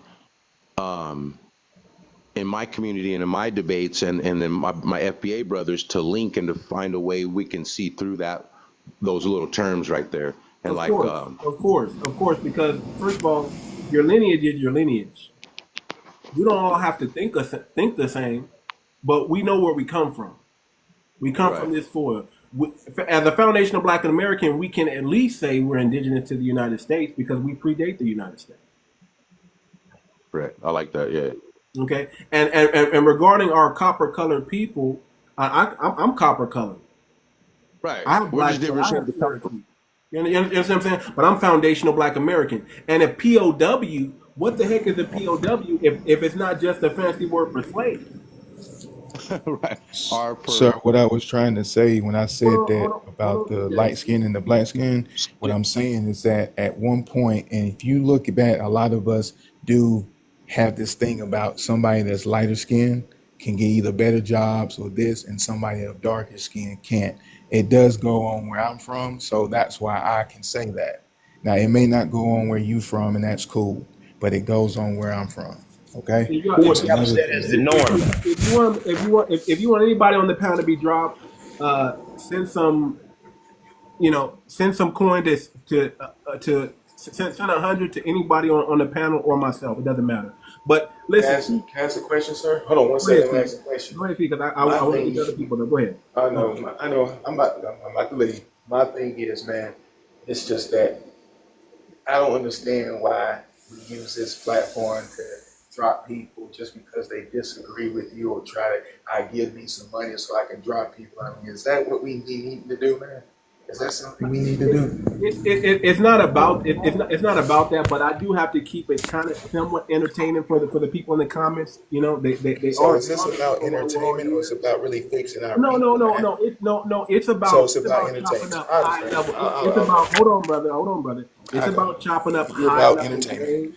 It's You're about about chopping up entertainment, high making money level for game. yourself. I respect that. That's cool. I respect Brother, let me that. tell you something, brother. You don't know me and you don't know my platform. I very rarely I understand. ask for coins or do this for anything like If that. you shouldn't be Oh, asking at no, all, listen, my man. But don't think I I asked you. respect you though. I If respect you. I respect you. if I could Yeah, interject yeah, Hey, yeah. a little, CJ, I wait, go in hold a on real lot of quick. Hold Let me on, rooms say brother. and something. Hold on, real quick. absolutely, But I got to get control of the room because I don't I like when just need people to come speak in up for and you try real to quick, push that bro. narrative. Push that little hater juice that they try to kick in, brother. Just because you don't have a platform and you're probably on a burner account, Sir, I'm not that on the that burner account. This is that's my low, real brother. account. And I have That's low. I would, And you're but the I hold would on, highly. brother. Hold on, straight talk. Hold on, straight talk. And you're you're the a clout main brother chaser. talking about you're the You're a main clout chaser. brother. You're the You're a main clout brother chaser. talking about another brother and putting down another brother. And here you go practicing and doing the same thing because somebody in the comments said drop him. No, Right. you're a clout And chaser. Somebody in the Just being comments manner. said drop CJ, you, sir, and you're acting like a hater. So let me just do what the comments want. Let me just drop you so you can go take care of your business, and I can bring other people up on the platform who are not gonna hate on another black man after just going through all that saying, oh man, we don't want to hate on another black man who got a loan, I got a bank account. I'm going. Let me tell you something, brother. You don't know who I am. Matter of fact, everybody, we're gonna reset the room real quick, and I'm gonna let everybody speak. Okay, get the likes up. Everybody, get the likes up. Get the likes up. Get the likes up. yeah. Listen, man. I'm a Don't forget phenomenal his black brother. bingo, and if I'm a you I get his think phenomenal heart, I you black get his brother. heart are we rate. letting white You tea can drop people me up that speak diamond for on black? tap. Everybody we Hold got to tap, on, tap, tap. hold on, man. Don't just. I'm resetting the room. I'm resetting the room. Be quiet. Everybody, get the likes up. Okay, I'm a phenomenal black brother. I got I music think you on got offended by Spotify. what he was saying because intellectually you got No, hurt by brother. what he's saying. No, Yes, brother. I actually, didn't get offended by as a anything. foundational I black don't American get from Alabama, I think you got hurt, I brother, don't get offended, because he brother. made a. But you are not going to overtalk me on my But you platform. shouldn't have said you did it for money. That messed up your credibility. You shouldn't have said that. I I never didn't said say I never that. said I did anything for money, sir. Never said that. And real Don't quick, lie. if I Don't could lie say on me. something, host. Right, and real quick, it seemed Don't lie like the on me. people that were getting were Jezebel spirits, like they were just coming on, I'm just just like all over the place, I'm just contradicting like themselves. you're not gonna sit here and act like you don't want to talk about a black man or putting a black man down, and then you go and try to push that narrative that I'm doing this for money because somebody in the comments said drop them, and I said send some coin to people on the panel or me. What's wrong with that? You're not gonna shame somebody for that, sir. I said send some coin to somebody on the panel or me. That's what's wrong with people, right? Y'all want to see, you guys are white supremacists and black faces, because the moment you see a black man, you think con. Somebody's trying to con you. Somebody's trying to do something to you or take something from you. I'm no threat to you, sir. I'm your brother. You should be celebrating me that I'm having these conversations, and we're doing this on a platform where we can talk high intellect. See, when emotions are high, intelligence is low. Get out of your emotions. This is not emotional for me. I'm gonna go back to my fantastic life, just like y'all gonna go back to whatever life you have. I'm doing this strictly for the family. Now, I'm resetting the room real quick. I'm gonna let everybody speak. I'm resetting the room. I got music on Spotify, people. If you like real music with real game, go check me out. Type in 𝗔𝗶𝗴𝗵𝘁 Moxie, MOXIE, on any major streaming platform. And you hear my music. I'm gonna play some right now, so allow you guys to tap the screen.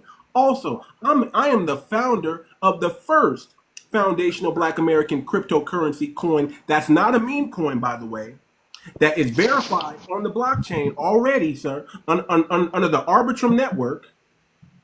And you can go support it or do your due diligence and find out what it's all about, and then make your decision there. Go to fbacoin.org. That's it. Hey, brother, I have people that do that with me. They'll act like I'm just clout chasing, or like it's like that's the narrative I got. They're controlling my narrative. Like he just try to control. Like and I get what you said though, man. And it's crazy. You're doing it because people are in the comments and they're saying things, and he's not reading every comment. You're observing all of you, hearing what we're saying. You're reading your own comments, and then you're trying to help. I mean, it is about people being in here, and if people don't want him on the panel or saying certain things, and he's irritating people. I mean, right. Let me reset the room. Everybody, get the likes up. We're gonna reset the room. I'm gonna play some music real quick, like 1 minute, and then we're gonna get back to the conversation. Pound the like button, get the likes up, and we'll reset the room, and then we'll get back to the conversation. Yeah.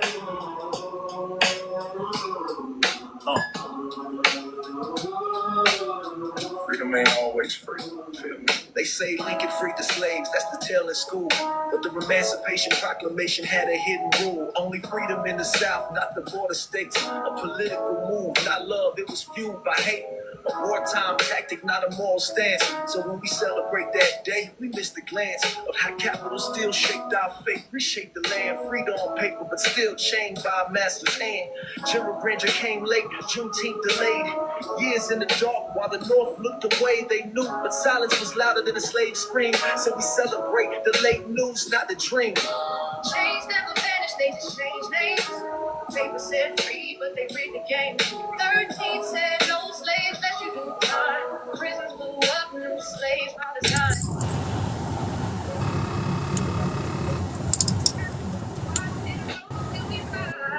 But the cost unseen. This ain't just history, this is all bloodstream. Reconstruction promised 40 acres, hope renewed.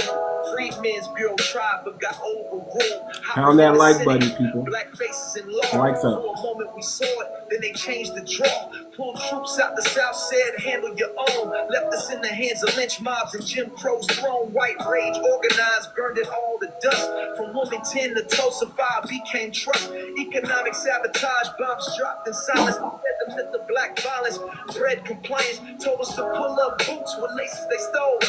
And blamed us for poverty, it's cold. Chains never vanish, they just change names. Paper said free, but they rigged the game. 13 said no slaves, let's do time. Prisons blew up, new slaves by design. Power was given, then swiftly removed. They built us a castle, then watched it erode. Still we rise, but the cost unseen. This ain't just history, this is our bloodstream. All right. Let's get the room back going. Thank you for the likes. Gift the people on the panel, y'all. If y'all hear them say some real stuff, give them a gift, man. Show some love to people on the panel. Show some love to the host. Get involved in the conversation. Start, type in the comments. We're gonna answer some of your questions. If you got questions and you want to come up or you want to ask from the comments, do that, and we'll acknowledge. I'll have my mods. If my mods are in here, look out for people in the comments. Let me know if I need to go back and answer some questions in the comments, because we're having this great discussion. Now, we're talking about reparations in the form of cash. We're talking about reparations not being not being outside of just. Let me rephrase that. We're talking about reparations being a cash payment and everything else that comes with it, but we got to include the cash. Now, what started this conversation was there was a Sambo, a black man, talking about reparations was welfare. Reparations was these welfare benefits, and we don't need welfare. That's the same narrative that a so-called Caribbean man who wrote a book back in the 90s saying black people don't need reparations. And the problem is we have all these people who are not really from the community who are speaking on stuff that belong to specifically for foundational black Americans. That if you're Caribbean, if you're African, you don't even qualify for reparations. So why are you even allowed to speak on it?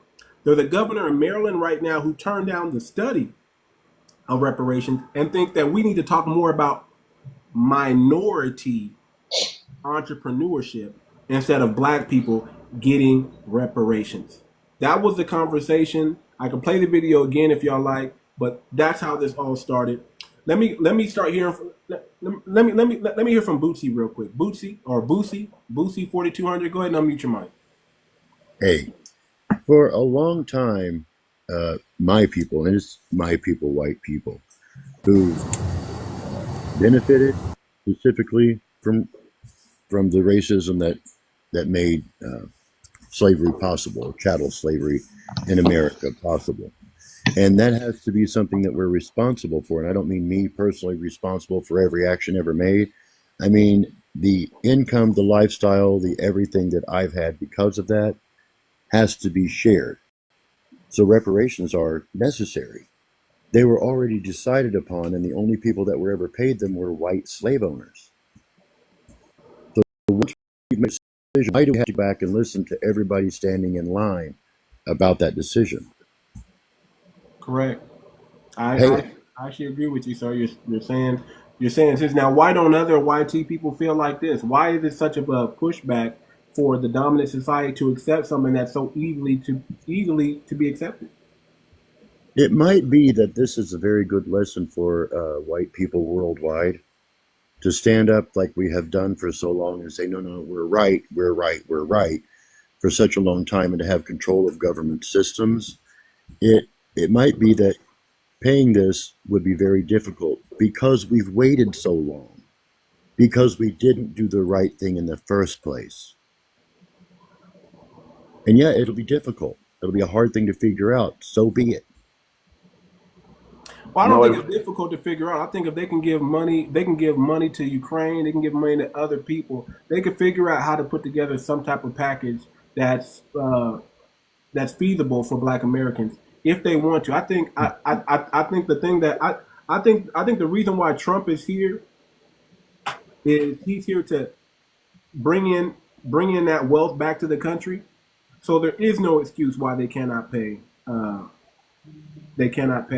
reparations. I think the tariff is a very good thing. I think the elimination of income tax is a very good thing.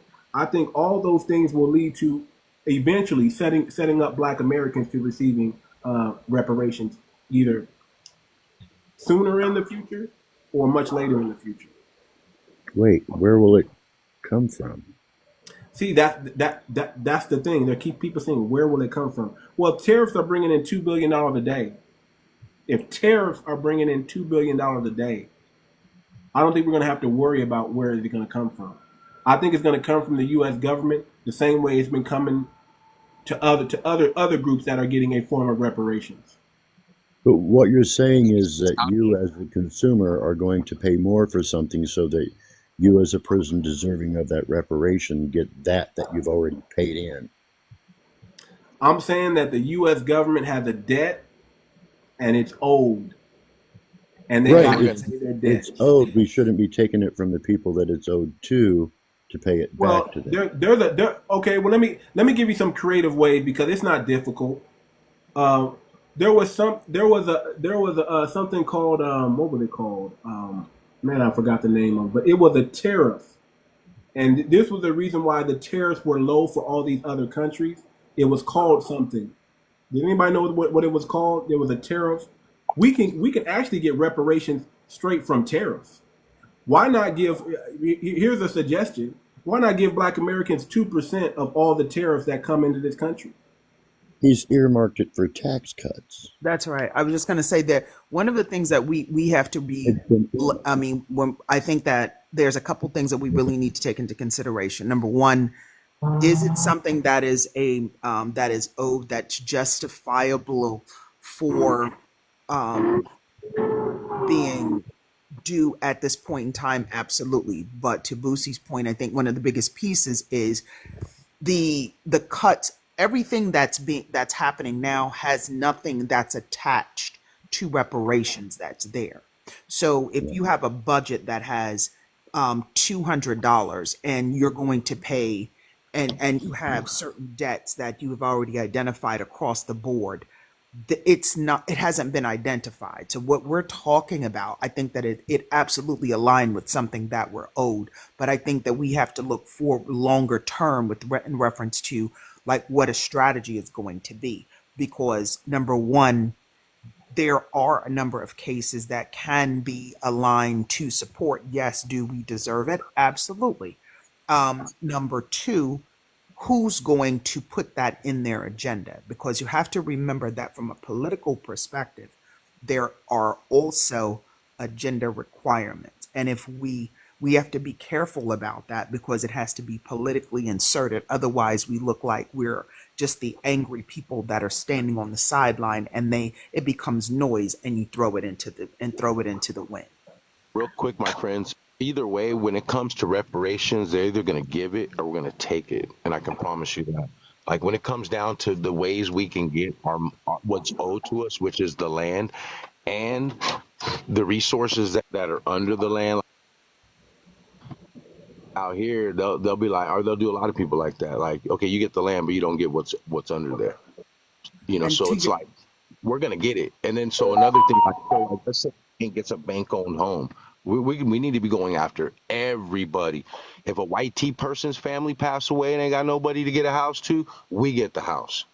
I'm telling you right now, we're gonna take it.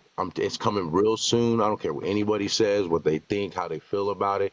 Give it, or we'll take it. They could come up. They need to come up with ways. We'll come up with ways. They come up with ways. I don't care if their great granddad or uncle don't believe in it or think we owe it because they weren't involved. It don't matter. I'm telling you right now. There's plenty of ways we can get it, and we need to get real serious about it. These are ancestors. We got our little great aunts went through some things that we couldn't even imagine. And I'm telling you right now. Let me say this. I'm gonna take it. I just want to say that real quick. I'll get my coffee. Love you guys. Perfect. Appreciate you, brother. Let me say this. They didn't ask.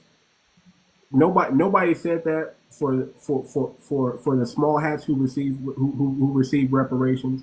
Nobody said that for the Native Americans who receive reparations. Nobody said that for the Japanese who receive reparations. But for some reason, when it comes to Black people, everybody asks, where is the money going to come from? Nobody asked billions of dollars over there to Ukraine. No one asked that for all the U.S. aid that's been going out. No one's asked for all the the government spending, I agree with you. Of all this. Nobody asked that question where it's going to come from. But the moment Black Americans get it, everybody wants to know where is the money going to come from and what are we going to do with the money. But that's exactly right. That's exactly what it is. That's exactly my question. What we're going to do with they're worrying about the wrong thing. Not their business. Yeah, it is not their business. Go right back into the economy. I will say this: it doesn't matter if it goes back into the economy. We made the economy. They wouldn't have an economy without our ancestors sacrificed. They had no economy prior to slavery. Slave economics is their economy. That's why they're whining, because the plantation burnt down. They have no economy. And that's the But whole thing. And to your point, and I think to your True, point, Fanny. and that's True. why we have to be very It's purposeful and true. intentional. We have to be very purposeful and intentional with everything that you said, including, I'm telling you, everything that everyone said is absolutely correct. And to your point, too much. One of the things that I think that has to align with when we're looking at an entire fight is what type of act do we get that's going to be passed, because that's the other piece that goes along with it. And I say because of the fact that I know what comes in alignment with my lineage, that there was an act that was initially, and I'm telling you the reason that, and I'll say this and I'm going to step down. One of the main reasons, if you remember, when this administration started, they went in and they started reassigning the leadership. In the BLM, the Bureau of Land Management, there were hundreds of thousands of acres that were out there that were totally unclaimed, that had our ancestors that were attached to them. And that's why it's extremely important to know who you are. I'm saying it because on one of my sides, I had one of my cousins who his great grandfather had over 360 acres that's out in that was given to him, that's attached to Minnesota. One of the things that we have to understand is that there's certain things that, yes, they owe us, but guess what? There's certain things that we just want back because you took it without. yeah, and they clouded, and they will cloud up the conversation with these people because they snatched up everything. I mean, everybody's worrying about how it's going to be paid for. That's not our problem, because we didn't snatch anybody's anything. We ourselves either were here and they snatched our classification, or we were someplace else and they snatched and brought us here. Either way, the economy would never have been an economy. And to this day, they are still juicing our communities, keeping their economy fat. They are snatching land, just like the person that you just talked about. They're snatching the land that you even own.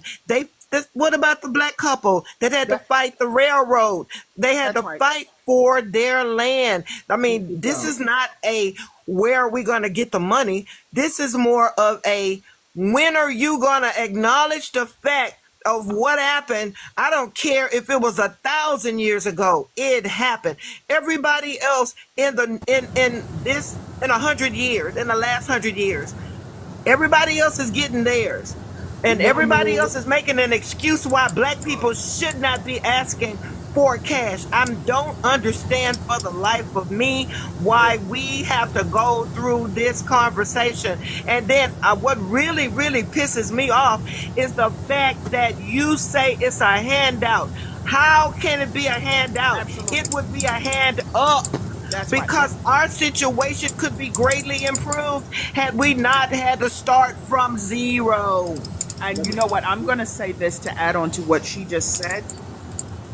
One of the components that has to be really understood and not to be explained at this point where we are now, I think that you have to, we as a people have to do two things. Understand, number one, we're not our ancestors, which means that guess what? They pushed us around. That's not going to happen. With they push them around, we're not going to allow that to happen with us. Number two, the second component that goes along with it, we're not seeking approval. Let's be clear about it. And one of the reason that I'm saying that is one of the biggest pieces, and one of the things that I don't like is I keep seeing this person called Big Jamie in the comments down, and I'm going to speak on this and, talking about some faults. Let me be real clear. Until you have a clear understanding of what you know as a knowledge, keep your comments to yourself, because they're like buttholes. Everyone has one. No one wants to hear what you're talking about. Understand, again, we are making statements, and this is for educational purpose and entertainment purposes only,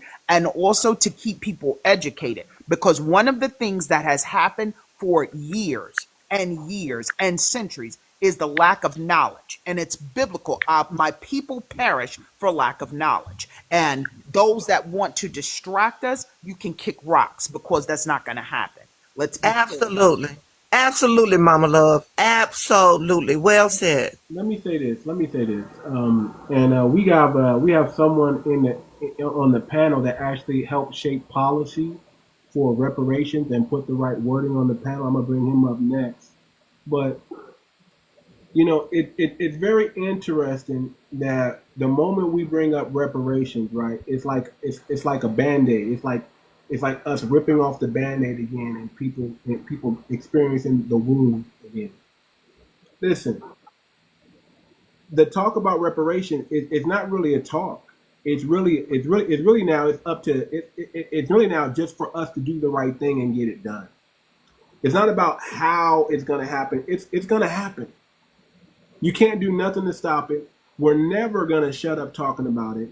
If y'all will allow the small hats to keep bringing up their Holocaust, if y'all will allow that, we're never going to let y'all not understand that there was slavery in this country, and there was a group of people that were left out of the economy for a long time. And then when they were allowed into the economy, they were forbidden to advance from where they were at. We're not going to let you forget about just during the Reconstruction period, how we were able to develop so many patents and build so much wealth, and then all of a sudden y'all took it away again. We're not going to let y'all forget that. We're going to let y'all know that we are phenomenal people. We're going to continue being phenomenal people. And whether we got to keep rebuilding it just so y'all can see it again, that's what we're going to do. And if y'all want to keep coming, trying to take it away from us again, y'all do that. But the more y'all do it, the more resilient we're going to become, the more strong we're going to be. And eventually, we're going to be the ones running this country. Not by us doing anything, just by default and sheer numbers, because we don't have a birth rate drop. And our children, whether you want to believe it or not, they're getting stronger and stronger and smarter and smarter, and our ancestors are getting louder and louder and louder, because we want justice. We want real justice in this country. We want real fairness. Y'all talk about a meritocracy. You haven't seen a meritocracy yet. The only way to see a true meritocracy is when you restore Black Americans to their rights. These people cheated. They cheated and stole and did everything. Right. They cheated and stole. They never went by the rules. I don't understand why everybody want to see so-called play by the rules. Right. You can't cheat and then all of a sudden claim you want fairness now. That's not the way it works. You restore the people that you harmed by giving them their reparations. And then we can all talk about this meritocracy. Right, because they cheated, they lied, they stole, they kept lying, they're still cheating, they're stealing right now. They have all that rerouted the money that should have gone to our communities, all of that. And now all of a sudden everybody else wants to abide by the rules. You want to set it up, we need this, we can't have that. Who is that noise? Somebody's noise. Mute your mic real quick, brother. It's just a lot of noise. I'm gonna let you speak. I know you're coming off the mic because you want to speak. I'm gonna let you. But all I'm saying is that why is it that everybody wants to go by these rules? We gotta go by the rules.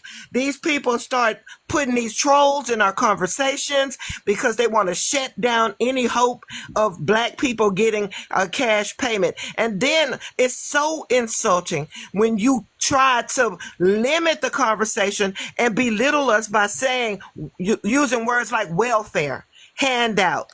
You don't know what to do with it. You're just going to put it back in the economy. You don't know how to spend money. You don't do this without even mentioning or saying anything about the fact that our people started from not being allowed to even read and being killed for holding a book. And all the things that we've had to fight to get to where we are with hardly any help. And you think that welfare and in the process of welfare, you ruined our families. You ruined our communities. We have been invaded over and over again, never playing by the rules. And now you're telling us what we should have, what we ought to want. Oh man, I'm gonna let somebody else talk. Okay, hold on. Hold on, King. Hold on, King. Let me go to that Negro. That Negro, go ahead and come off the mic, brother. This brother is actually involved in the policy and the wording of policy regarding reparations. Go ahead, that Negro. Yeah, hey, salute Too Much. Great conversation as usual when you're in here and you're surrounded with like-minded individuals. Good things come. And I just want to hand you a cigar, brother, and say thank you very much. We can't hear you, that Negro. You got to get on the mic. You got to speak on the mic, brother. You got to get fully. You got to speak up on the mic. Make me a mod. Make me a mod. Too much. Make me a mod. I'll get that dude out of here. All right, hold on. He needs to go.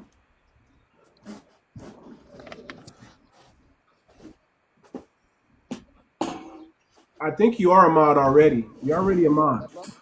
You're already a mod, man. That Negro, I'm gonna mute you up real quick, fine. You got some things going on in your background. We'll let somebody else speak. We'll come back to you. Alan Null, you kept coming off the mic. Go ahead. Well, I would like to say that, me staying in Chicago, what I'm saying, coming from the black hole, what I'm saying, that they don't really talk about too much. But me recognizing what's going on with my people and being around a lot of leaders, I didn't listen to a lot of stuff. Right now, when we talk about reparations, we worried about, them trying to make us like an immigrant and taking us off the land, period, when we talk about that, by considering ourselves as a crayon. So if we misidentify ourselves as a people, they can do something with us because, when you look in the dictionary, black is considered a loaf of bread in its own package. So we got some of our leaders that did us wrong back in the day and we never did correct it. So we got people among us that's keeping other people on top of us that's doing wrong to us, but it's other people that's got a better life and making sure that we stay underneath other people on the world because we are owners of the planet and everybody know this. So me coming from where I'm coming from, seeing the wrong daily where you gotta, 9 p.m., you gotta have your bed frame on the floor. You just can't have it just laying up on your, on your, on some racks and all of that. You gotta, you gotta put it on the floor, and then 2 o'clock in the morning, you gotta put it back up because that's when the bullets would not, or a stray won't go through the wall and kill you. You know what I'm saying? So me being around, huh? You gotta say unalive. You gotta be. Unalive. I'm sorry about that. I'm sorry. Unalive. So, so when being around so many people that's trying to correct the situation, the only thing that I can really just say that would help is that we can start with our family homes and put our families together by moving money as a unit, as a family, like with brothers and sisters and aunties and cousins. We don't do that with each other. We mostly argue with each other and get each other drunk and play games. Now, when you start doing that as a family unit and moving like a pack and not just one individual, you can move as a unit, as, as your neighbors that look like you, and everybody moving as one big enterprise.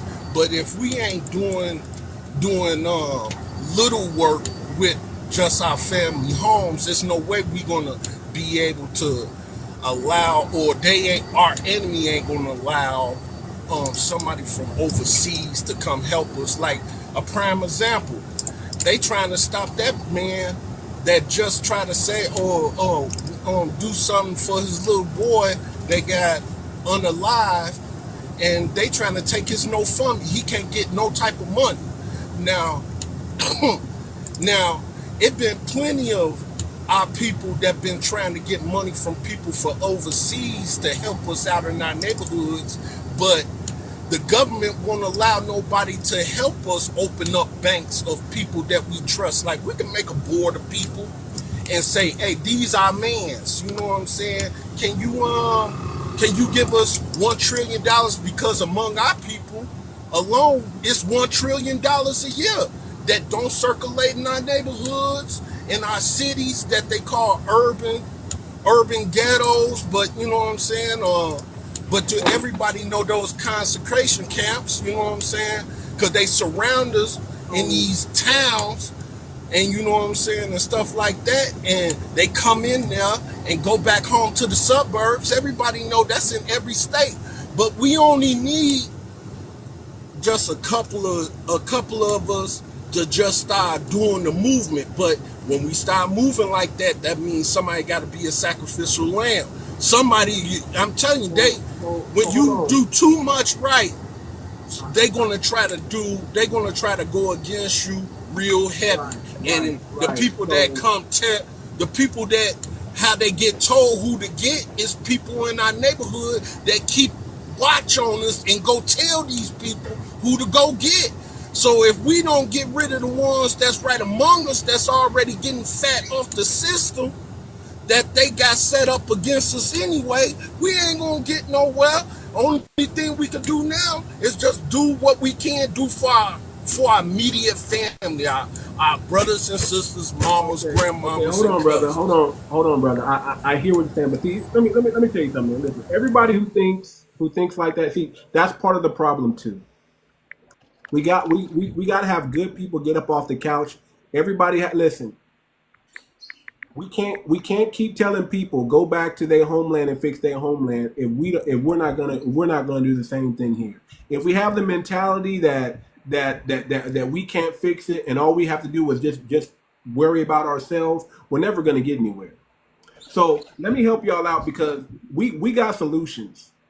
It may not be the solutions that you're used to hearing, but we got solutions, and we got positive solutions. Okay, GoFundMe, that's so easy to fix. People stopping us from getting GoFundMe money and crowdfunding money, that's so easy to fix. One thing, if y'all been watching my platform, I always preach about blockchain technology.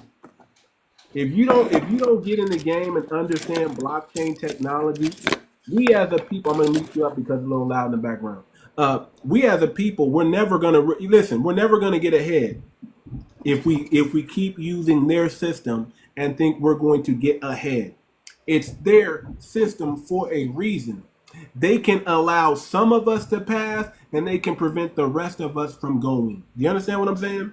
They can put up a block on they can say these Negroes are okay and these Negroes are not okay in their system. You can get canceled if your funds and your finances are in their system. Listen, the moment you get a job and you work for a corporation, you're not going to be ever allowed to help your people, because that corporation is going to say, oh, you're helping your people? Well, what if we just fire you? You see what I'm saying? What if we just cancel? What if we just set you up in our system and we just going to put you in jail? You see what I'm saying? We have to understand that blockchain technology is our freedom outside the system. We can create crowdfunding on the blockchain, people. On the actual blockchain. You can actually do a crowdfunding on the blockchain, and who can shut that down?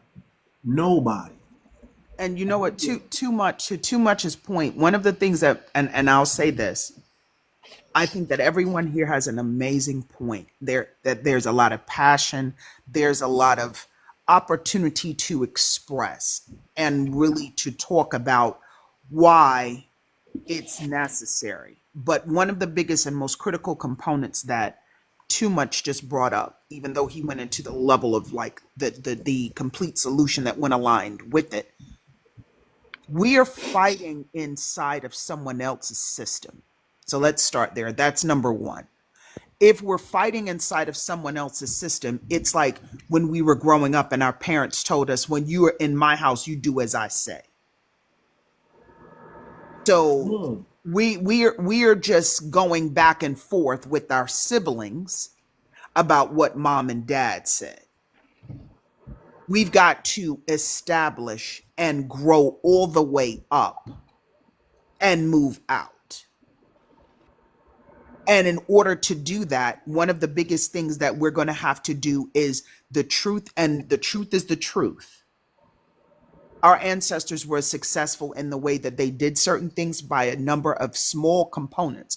One of the things that we've got to stop doing is stop talking so much.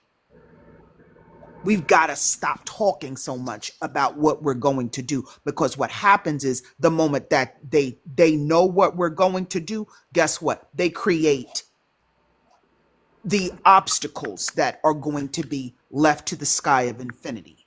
When I say that we're not our ancestors, you have to understand we have a community of immensely intelligent people that know things that are from the beginning all the way to the end.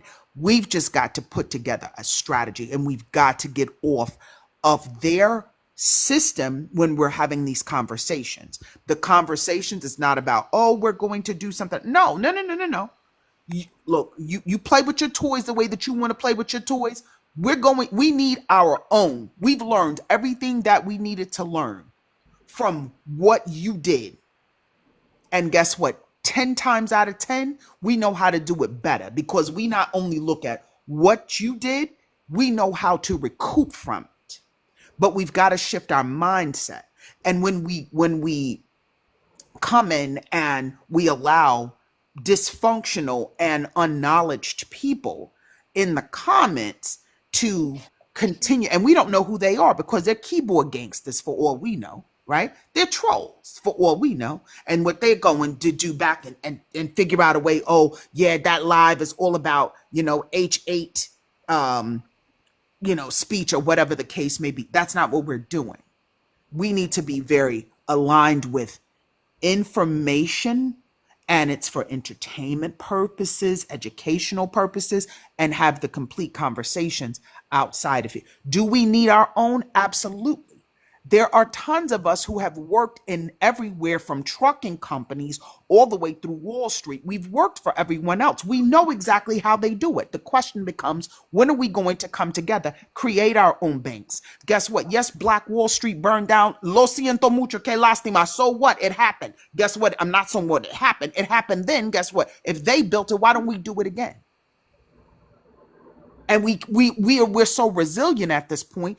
We know that we can do it, but we've got to come up with a plan of action. We've got to have a strategy. We've got to really think through it. We saw that there was a great, and before we start, announcing it, we've got to talk through and get that plan of action completely vetted. And when I say vetted, I mean vetted between us. This is what we're going to do. And the young man above me, he said something we didn't like, but it's the truth. In any type of scenario like this, guess what? There has to be a clear understanding that they're going to be casualties of war. Facts. Mhm. Facts. Absolutely. Facts. Absolutely. And if you Facts. think about it, that's And one of you the things gotta that I have don't that think anyone has mindset. ever had the opportunity. We're standing on certain things, and it's bold for us to say, X, Y, and Z. But the question becomes, why does it have to be labeled as bold for you to say that? I don't have shackles on my feet or around my neck. What's the point? No, it's bold because it threatens the narrative. We And at guess- war. We are at war, and all is fair. and their narrative. Guess what? Watch this. I don't serve their narrative. I just happen to be a part of it at this moment, and I understand. We do have to keep our head on the swivel, but guess what? We also have to be very clear that guess what? We are free. There are no shackles that are here. There are also other people that understand and know that are our allies, and we've got to stop. And I know this is going to sound horrible, but it is what it is. We've got to stop helping everyone else until we help ourselves. Even Harriet had a gun. This is true. Hey, too much. And at this point, because of where we are, We've got to be honest. And sometimes the question becomes, well, what do those sacrifices look like? Create a plan. You know what? We have to start with the plans within. Number one, have a vision individually. Assess your own skills. So if we really want to be really thorough and gangster about what we're talking about, let's go here. Assess your own skills. I didn't say bring it to the platform to seek approval, because understand the moment that someone knows what your skills are, they could easily say, oh, that person knows this, and this, and then you become a part of a target. No. Assess your own skills. Determine what your own household looks like. Create it within your own household, and understand and know that, guess what? This is what the main path is. There's going to have to be an alternate path, and there's going to have to be an exception path. The exception is the absolute extreme. The alternate is, if this doesn't work, this has to go in. Let me say this. Okay. When are we going to start thinking in a think tank fashion? That's where I'm going with that, and that's the whole thing. We have to start with the foundation of where we can be safe in those conversations, because I think that I think that there's a ton of information in all of our heads, and once we can actually get into a place where we can think tank, brainstorm, and really just not always have to be so. I can't say that. I can't do that. I can't do that. And someone say, okay, you know what? I like what you said, but you may need to curtail it and shift it a little bit, because we're going to have to move this way, or we're going to have to move that way. What's happening right now is, guess what? We're on someone else's platform. We have a platform. It's called Funded Socially. Brother Too Much knows where we're at. I'm glad y'all can hear me. Brother Too Much knows where we're at. We are building. I'm actually from Washington State, about to move to Delaware to run for elected official. Through this program, Black Authority State Status, in Washington State, the governor signed that proviso yesterday, Too Much.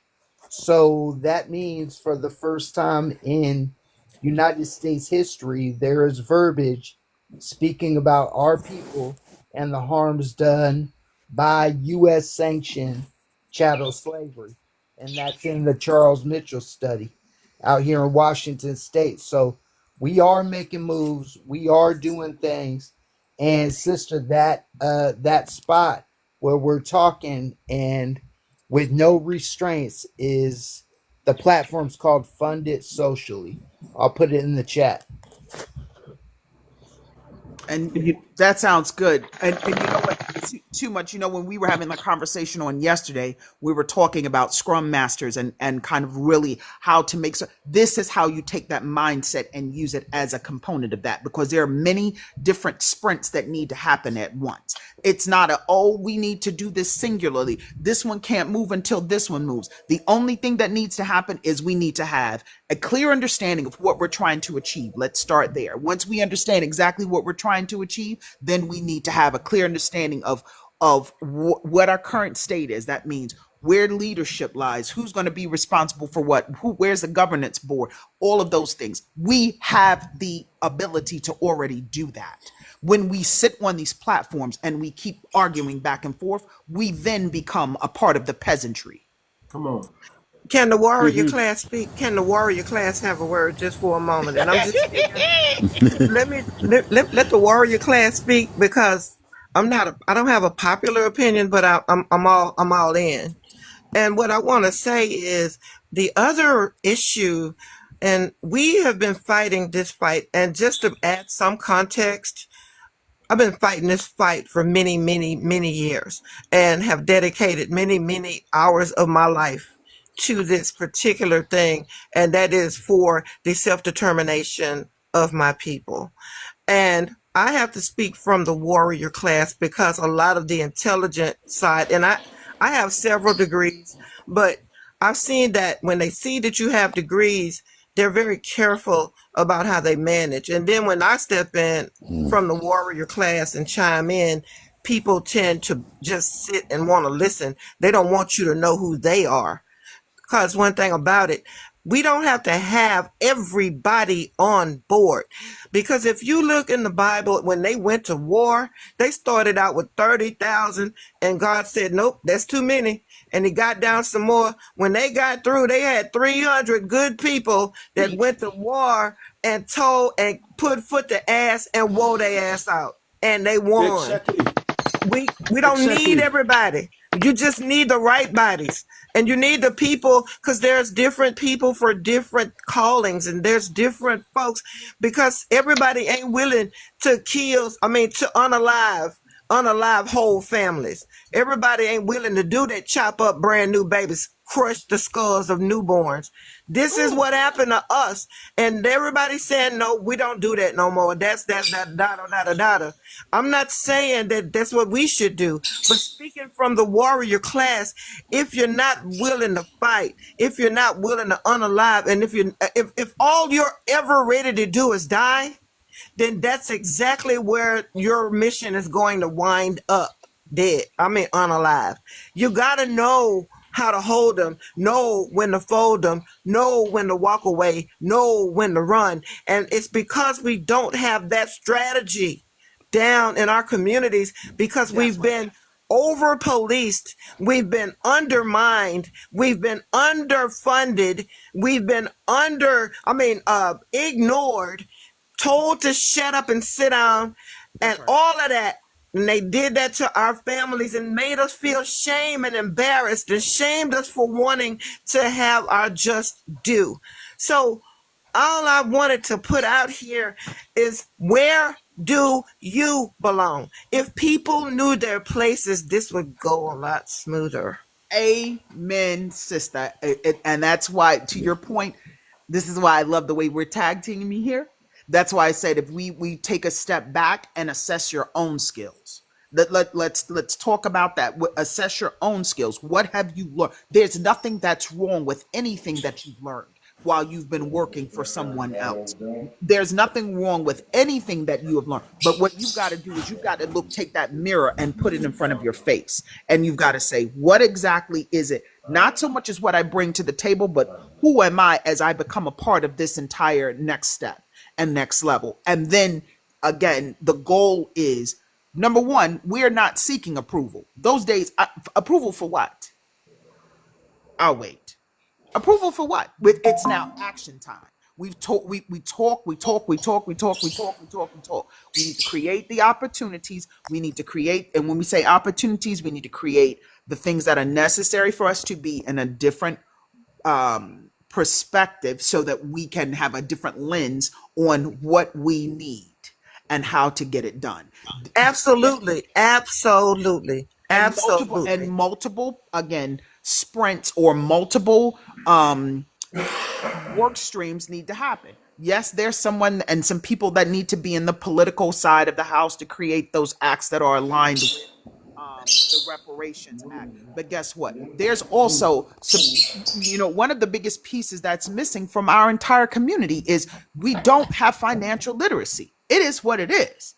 So the question becomes right now, because the FDIC, my understanding, and correct me if I'm wrong, my understanding is that it could be an open field day on the money that you have in someone else's bank. This is what I'm talking about, being locked in their system. We have been managed by military rules of engagement. So an intelligent conversation is out the window. For them, we are well past that stage. And when you have to match energy, have to match energy. And when we say we're going to match energy, then we get labeled not by them, but by our own people who too afraid to match the energy. Match the energy. And you don't have to do anything other than that. They don't respect your scholarship. They don't respect your scholarship. They only respect and understand strength. They don't understand. Let me be quiet. No. But to your point, that's exactly why I was saying that there has to be multiple work streams, right? Because that, we talk about, there's a mindset that has to be shifted. I mean, it starts with really believing in who you are. That's why I say you need to do a self-assessment of what your skills are, because one of the things that we have been unfortunately groomed, and we've got to turn that off, is that we're constantly looking at what someone else has, and that looks like us. Why do they have it? Why can they do it? Guess what? Don't worry about what they do. You worry about what you do, and I'll stay in your own lane and align with your own assignment. That's the piece. We don't have individual assignments. I mean, think about it. We're making a lot of progress by having the conversations. That's number one. Number two, there's action that's actually been taken because Too Much did something that I don't think gets enough conversation that goes along with it, which is creating that FBA coin. That's huge. That is huge. Huge. And did you notice the crickets in the room when he brought up the coin? It was straight crickets in the room. And guess what? But guess what? Straight That's why. crickets. And you watch this. Watch this, sis. And I want you to keep that same energy. Keep that same cricket energy. I want you to keep that same cricket energy. So now we do see that there's the opportunity, and he did that by himself. Let me say that again. He did that by himself. Good for you, Too Much. Yeah, man. Listen, that's one of my superpowers is focus. But that's what I'm saying. We know that. And so and you being, where you are in reference to having that level of knowledge and understanding, we also know that there's certain people that we're going to have to protect at all costs. And that's why I said we have to be very clear. Number one, we're not creating anything but positive survival on our end. Where that's what we need to make sure that the message is across the board. Does that mean that they're not going to be people? Let's be clear.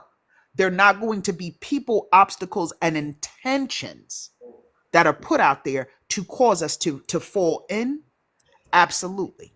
But we also have to make sure, and that's why I said that mindset. Those who are confused with who you are, or if you think because you have been PWI, I'm going to say this, and 𝗔𝗶𝗴𝗵𝘁, just hope, again, my apologies if it offends you, but it is what it is. Yeah, go ahead. If you've been PWI educated and you don't know who you are and what you come, we invite you the opportunity to start learning and engaging in these conversations because it's extremely important. It also can't be offensive. I can't let it be offensive, or I'll never learn. And people are never to start going to deconstructing. Let me say it like this. Listen, and I say this in all truthful and all transparency, right? We're gonna need allies. Oh, absolutely. We're gonna need allies, people. You're going to need accomplices. I think allies is kind of washed itself out. That's cute. He said accomplices. We're gonna need. That's what I'm talking about. I'm claiming boosting for the warrior class. Look, I was going to say, look, if you don't have a front line, that's not you. Look, he's the silent warrior because he definitely is all in. I can tell. Let me say it like this. Listen, we're going to need the same thing, the same propaganda that they use on us. We're going to have to do it back to them, but except ours is coming from a positive place, not from a place of destruction. But here's the problem, though. One of the reasons, hold on, Lord, I'm gonna let you speak. Let me just get this out. One of the reasons why I created the FBA coin and why we have the FBA coin currency is so we can lobby. We don't have lobbying power right now. What we do, we just don't want to pull our money together to really do it. So I created a decentralized bank for us to do that with. That's because we're going to need that's what the problem is. To show up to the table with some coin, and we're going to need to look at some of these people who are either going into politics or these who are already in politics, and we're going to say, I got a bag for you, but I got a lineage-based policy I need you to push, and I need you to get it. I need you to make it dominant society friendly. I need this message to be so dominant society friendly that they pass this thing, and it's going to be specifically for foundational Black Americans for the lineage. We need to do that. That's how we're going to get our policies pushed at the highest level, because people don't. Politics is WAR. People. That's all politics is. It's WAR, and we got to get in the game of that W. We have to start fighting. We got to That's match the whole. that energy. We got to That's match exactly that right. energy. That's We gotta. exactly right. And we just have to Yep. figure out what weapons that or what items we're going to use in order to make sure that we are. I love what Fanny said. Matching that energy. Okay. We got to match it. We cannot come rolling up to these people with a study. We cannot. We can't do nothing with no We're study. done with the That's study. right. No. We got to come up with the That's right. action. Energy. It has to be We're an done. action. There's no more study. It's matching energy. And how do we match energy? We play the game. We say, see, why do we have a Jamaican governor, a Jamaican American governor? Absolutely. And he's allowed to be labeled as the first black governor. What the hell is that? They Yeah. stole all of our Right. first. Yeah. They But stole you know what? all Guess of what? it. I missed all Hold on, this guess what? history. Why You do know, we need to have classify a that as. Guess what we Kenyan- classify that Why as? do we have a Kenyan- Lessons learned. Guess Yeah, what we why take do- that as? We take that as a lesson learned, and we're gonna stay a glass half We full didn't because learn guess from what? Obama. We didn't learn from Obama. We allowed a Kenyan Powell. American to become the first black president. We gotta stop letting these tethers get into these positions and vote for them because we think they have our skin color. They're gonna do something for us. No. No. She said it a while back. We gotta She check said lineage. she Where said you a while back. from?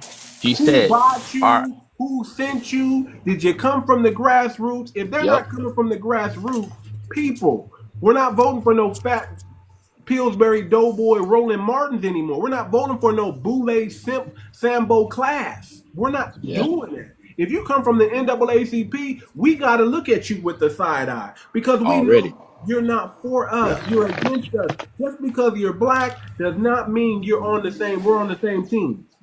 But people have to realize that these people who are in Washington, D.C., both Democrat and Republican or anything else, their agenda is Washington, D.C.'s agenda.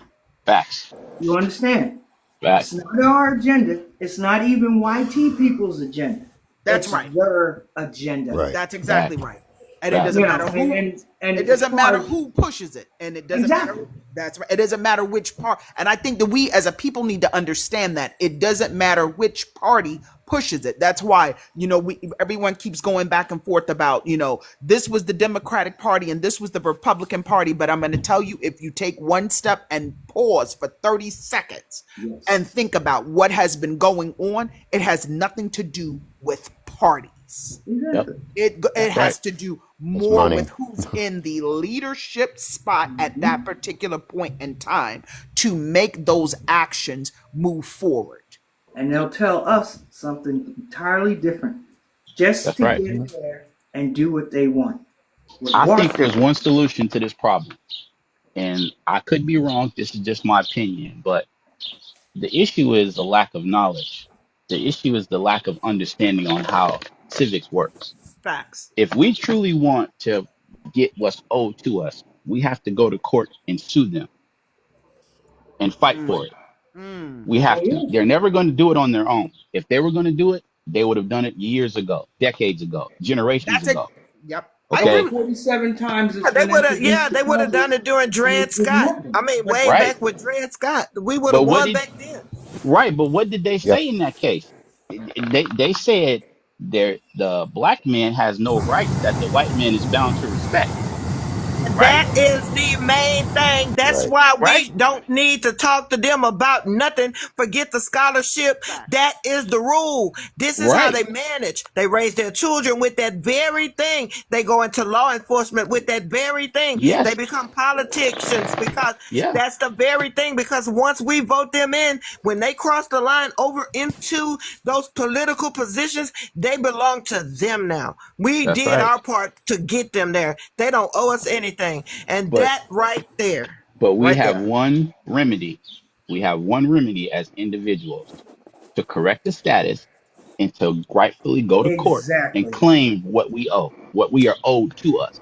Now, Say that some again, people so will they- Because say, in 1906, that new census law that came out, it had us listed as American natives.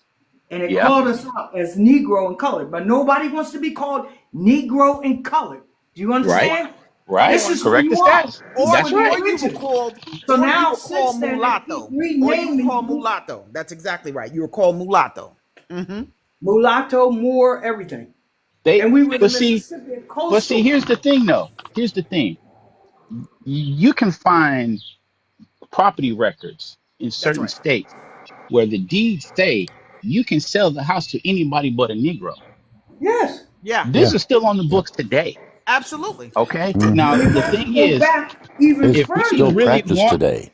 if And we and really want what we want, we have to stand true and be prepared to go into the court and fight.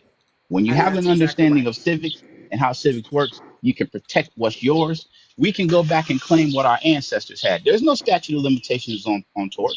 That's When it's a there exactly right. violation, it's a was a new violation. You can real go back estate law that was generations, introduced okay? in But we around have a the lack of knowledge. We late don't That's understand how exactly right. civics 1980s. works. And that's a I And he agree problem. with you. said, That's a That's and he problem. exactly said, right. That's exactly right. We do have a big lack of knowledge and there's a gap. And that's why we need to make sure that we're doing these things off of someone else's system or platform. Yeah. If that listen, makes sense. Because guess what? We have a lot more work to do, right? When I say we have a lot more work, because not only do we need to understand our own rights, but we need to understand their rights. Let's be Absolutely. clear. Because Well, when we don't talk about you get laughed off the stage, mother love? I mean, the boule will laugh at you. Your own people will that's right. laugh at you and laugh you off the stage, That's exactly right. basically telling you how you coming up in here in front of this white man talking Yep. this talk, That is Negro. You exactly need to go right. sit down, and they will laugh Yep. you off the stage and That's feel exactly right. embarrassed. Feel Emil, embarrassed because you spoke up and said something, even though they know you're right. They cannot handle the public side of being right. They That's want you you to exactly know, right. be right, but be you know, quiet. I And take that's my why hat off all of to the, I take and my to hat your off to point, the youngest African president over there. This brother, he said one thing to me, and I'm gonna say it to you all. Let this click. He said, "Stop thinking like a slave. facts. Stop begging Facts. your. How you gonna beg your enemy? How you gonna justify Facts. that one president is better than the other? All of them are slave masters. None of them is concerned. Not even Barack Obama. So we gotta stop thinking like a slave. What's your solution? First thing you do is change your mind. This is a yeah, beautiful platform. Change the way you think. I'll tell you something that's gonna hurt them. Stop celebrating them stupid holidays. Stop Facts. smoking them nasty cigarettes. Stop. If you stop, you hit the pocket, ladies and gentlemen. You ain't nothing but merchandise. But if the merchandise stop being, what are you doing celebrating 4th of July and Labor Day and Mother Day and what's that month they give us, Black History Month? Come on, stop thinking like a slave. They So if operating you. You and I'm listen. gonna Let me finish. Let me finish. I'm finished. Right. I'm finished. I'm sorry to cut it. I'm finished. All I'm gonna say. Well, I know it hurt. I'm gonna say one more thing. Democrat and Republicans, slaves, ladies and gentlemen. This facts. is how they keep us. There's no Facts. such thing. You think the government really care about you? They don't even care about his own people. You know they don't care about you. All right. I'm finished. Go ahead. Let me say that first of all, that was wonderful, beautiful. Love everything that you said. Let me say this, and again, I am going to step down because I do have some things that I need to take care of. If we really want to put something out here as a result of this particular conversation, we've got to take control of our health because big pharma has a lot of money banked on the fact that we have heart disease, we have diabetes, we have a lot of processed foods and meats. We are the main consumers of what used to be the excess. Think about it. Go back and look at some of the justifications that go with our favorite. Oh, Chick-fil-A. Look at what the chicken that what we're actually eating. We've got to start there because again, if we're going to be in a WAR, you got to be in fighting position, and that starts with your mind and getting to where Absolutely. your body and your Absolutely. mind come together. That's right. So it's not going to be an easy overnight thing, but these are things that I want us to kind of start thinking about because we have a lot that needs to be done, and we have a short period of time. But guess what? We can do it, but we've got to Well, take control of our Well, own. sister, let me say our time has arrived. We just don't know it. Our time has arrived. Look how they doing Africa. Africa woke up saying, "No, I'm not thinking like a slave. You're right, sister. I'm gonna start taking care of myself first. Drink your 𝗖𝗍𝗄𝘂𝘁, eat, do your turmeric. Come on, fam. You're right, sister. It's the way you think, though. Now, how you gonna save a community or save a world when you unaliving? I went to the doctor very shortly. I went to the doctor, and the doctor said, "How much do you drink?" Can you, who was that? Lord. Mute your mic for me, Lord. See, the doctor asked me, "How much do you drink?" I said, "Man, how often do you smoke?" I said, "Man, I'm a young black man. You gonna ask me that?" He said, "Well, he took my sinus, he checked everything. Everything came out perfect, 100%, everything." And then he tried to say, "Did your mother have?" I said, "No." "Did your father have?" I said, "Nope." "Did your sister?" I said, "Nope." Because they couldn't find us, so they came out and interviewed me. Well, how you, being a young black man, 65 years old, don't have high blood, low blood, sugar, whatever the rest of this stuff is? Why you don't have it? I said, because I don't eat your processed food. And the other thing I don't do, my mindset. Let me tell y'all, ladies and gentlemen, I'm going to tell you a secret. Do not let nobody, not even my children, don't let them have opinion about you. And I'm going to tell you why, because you'll have a heart attack or you'll be sick as a dog. You worry about how somebody think of how you look. So here it is right here. He said, "What do you do?" I said, "I drink my 4 berries in the morning." "What berries?" "Strawberry, blueberry, raspberry." He said, "Well, I do that." I said, "I work out." He said, "I do that." He said, "How often?" I said, "Every day." And he said, "Well, that's good." He said, "But it's something else different about you." I said, "Oh, yes, sir. One more thing. Your opinion about me doesn't matter. I wear what I want to wear, do what I want to do. I'm a free man. Ain't no slave here." Thank y'all for letting me share. Ooh, let me, and again, I said I'm going to jump. I'm going to jump. And I promise you, I'm going to jump this time. But when we talk about, I think what he just said also goes along with it. We've got to do it slowly but surely, because if you think about it, and think about when we're going to these doctors, think about, they'll say, "Oh, well, your blood pressure's up a little bit." Well, first of all, and they're like, "Oh, I'm going to put you on a blood pressure medication." Let me say this. Stress will cause your blood pressure to rise when you get into that doctor's office. So if you know that you just had a huge argument with your husband, your spouse, whomever it is at that moment, whether it's before or something has happened prior to you going to that doctor's office, your blood pressure is going to be up. But that's why we need to have to be very clear, especially for us, that stress can kill us. Medicine can too. Unalive us. And that's why we need to be very careful. We need to be very careful about the way that we are taking certain things on, right? And that's right. And therefore, that's part one of it. And to Strong's point, even if we need to start doing things slowly but surely, if you can walk, even if you have to walk in your home, turn your phone on. There is an app that's by default that's on your phone. Get active and allow yourself to move, because guess what? When your body moves, your brain becomes more active, and those endorphins are released. And you need to make sure that this is how we prepare. I'm former military.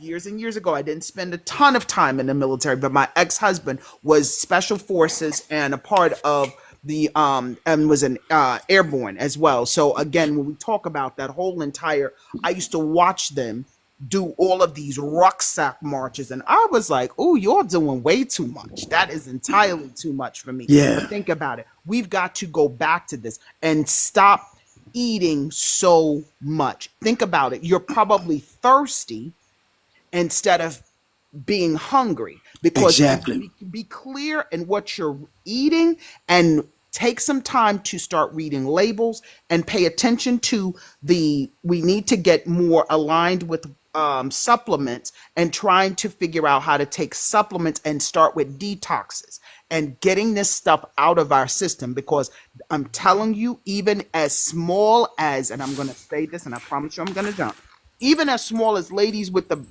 mammograms, there are options. Instead of doing it from an X-ray, you can do it from an ultrasound. I've been watching the rates of how many people, why is it everybody that goes to get a mammogram, it's like most of them are coming back with these, with their results, and this is for entertainment purposes only, okay? That their results are coming back. Everybody has the C word. Everybody Right. has the C word. But Right. guess what? When you put that X-ray into your body, of course, if you Exactly. have some type of cells that are Exactly. abnormal, guess what happens? It then connects with it, and it does what? It expands it. Yeah, Exactly. we just And buried a you lady. can We ask just them buried a for lady. ultrasounds Yeah. Yeah. versus the X-ray. I said what I said. God bless you all. Love the God family. bless you too. Love you, sister. Yeah, Love drink you, that Yes, lemon water. sister. Lemon water. Can I tell a Lemon water. story about when I went to the doctor and they told me that my blood pressure was 257 over 118? Damn. It was during COVID. I'm going in Oh there. my God. I'm trying to find a way to get my blood pressure down medically. And all they're trying to do is shoot me with a COVID shot. I did not take that shot ever. Okay? For people who wanted to, that's fine. But I'm saying, when you go to the hospital, all they're interested in, they're part of a corporation, they fund them, and they fund them to make money. You Money, understand? money. So when I came Yes. out, what I did was I cut my carbs in half. Cut your salt. That's right. in half. That's right. Drink at least 3 to 4 glasses of water a day. Lemon And here's water. a Lemon good secret, and I water. pray Come it on. works for you. I'm not a doctor, but listen to me. Take your magnesium. Yes. Magnesium is a natural vitamin that our body needs to help control the blood pressure. Thank When you. you And you don't know, eat the right foods, your blood pressure is going to go way up. thank you. And I love this platform. I love TikTok. That's my brother right there. He always have interesting, but you know what? Let's get some facts, ladies and gentlemen. We know what the problem is. I think we get, that take your blood pressure up to, well, this is going to happen and this going to happen. And we a cursed generation. Would y'all shut up and enjoy Yeah, that's life? it. See the positive thing in life, ladies and gentlemen. We're going to rise to the top. Don't you know I think it's going to be true that the real white tea people and the real black people going to stand together and enjoy life? I remember, let me say real quick, I remember I was in somewhere, Cummington, Georgia, and I was the only black man out there, and it got dark on me, and sure enough, my white brothers was being mean to me, but old white tea lady pulled me to the car, and she said, Sonny, why don't all these bad black people, bad white people go in the woods and just kill each other? And she was right. Ladies and gentlemen, don't let the skin They color do. separate you. Don't let it separate you. You got some good white tea people as Well, well as, I that's thank why y'all we for letting me need share. that's why we need our cash money so we can go and pay for what we need to keep ourselves alive. We don't need anybody telling us what we need to have and can't have. Let me, We need our cash money, yes, cash sir. paid, Yes, ma'am. and nobody telling me about anything else, because once you got your money in your Sister, pocket, you can you're right. pay your way. Let me tell you the best way to get it, sister. It's like that what they stole David land and took his wives and everything. And he asked God, can I go get it? He said, yeah. Guess what God had for him? He had a sick white tea man that they had abandoned, and that's how he got the. So you take a white tea man, he can get through what we can't get through, and God will use that man. I agree with you certainly, but he can do way more than a black man can do. So get that white tea man who cares Well, he about us. can't do.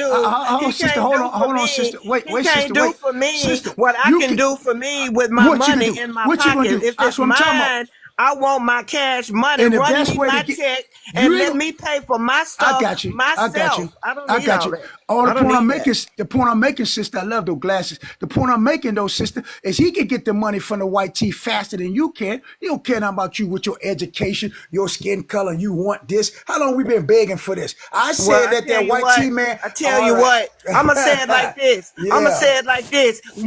We can do it the easy way, or we can do it the hard way. Sister, We that's already talk. tried the You easy talking. way, and Man, I come tell you on. what, So what's your solution? we got people that think like, hey, listen what I'm saying to you. I'm Come on. telling you that with the cash money, it's just like sister said, she didn't get that shot. They wasn't interested in her blood pressure, even though they knew it was high.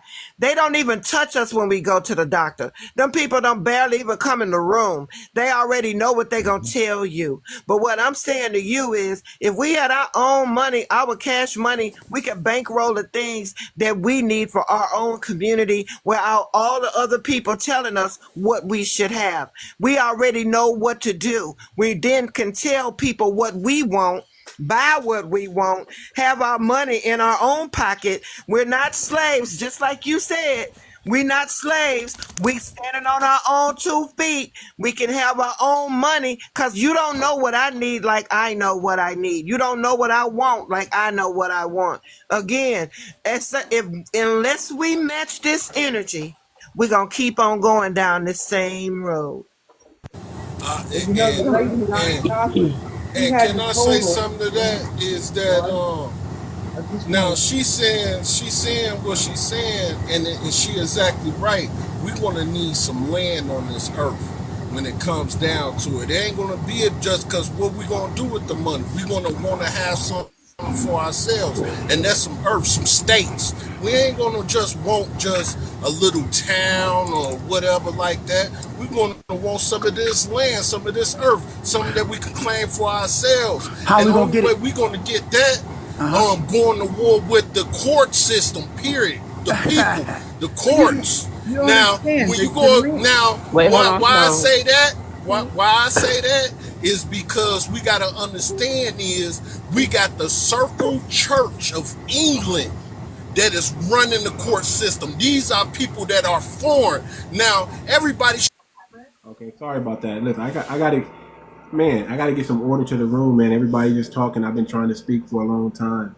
Brother, I don't mean to cut you off. I'm gonna let you finish what you're saying, but I do want to reset the room real quick. I need y'all to get I appreciate that we're at 19.5K likes, y'all. But I'm gonna need y'all to get the likes up. We need to get to about 25K likes, okay? I'm gonna play some music.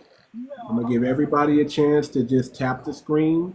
Everybody in the comments, tap the screen. Everybody on the panel, just tap the screen. Let's take time. Let's get these likes up to about 25K, and then we're going to get back to the conversation. Can I say something real quick, brother? Real quick, man. Real quick. Johnny Cochran, before his death, 2006 or 7, he had the total at $12 trillion. You understand? And I worked it out mathematically, and even today, it's over $20 trillion. Do you really think that they're going to pay us that? I would appreciate it. But the land along the coastal areas of the United States, South America, and Mexico, and the islands were all our people. We need our land back. Thank you. I agree, and we'll have that discussion. But for right now, I need everybody just to go ahead and tap the screen. If you guys don't know, I'm gonna say it again. We have our own cryptocurrency. This is ours, people. Nobody's gonna fund it but us. We're in phase 1 of the liquidity pool. We're ready to launch the coin. I'm actually thinking about launching the coin early. It's set up with a DAO governance. It's going to be a body of intellectually minded Black Americans who are going to be custodians over this treasury fund that we're going to build within this cryptocurrency bank, and we're going to use it for our people. But I need y'all to know about it first. I need y'all to tell people about it second. And then I need y'all to go ahead and do your due diligence so you can start supporting it with your money. It needs to be supported by our people. We can talk about all the great stuff and all the solutions that we have, but if we don't start getting out of the talking realm and getting into the doing realm, nothing is going to happen. Continue hitting that like button. I'm going to play some music. If you guys like real music with some real game in it, right, with a real message, hit me up on all major streaming platforms, 𝗔𝗶𝗴𝗵𝘁𝘀 Much Moxie. Here we go. This is a single that's out right now. You guys can stream it on Spotify or Apple Music. Yeah.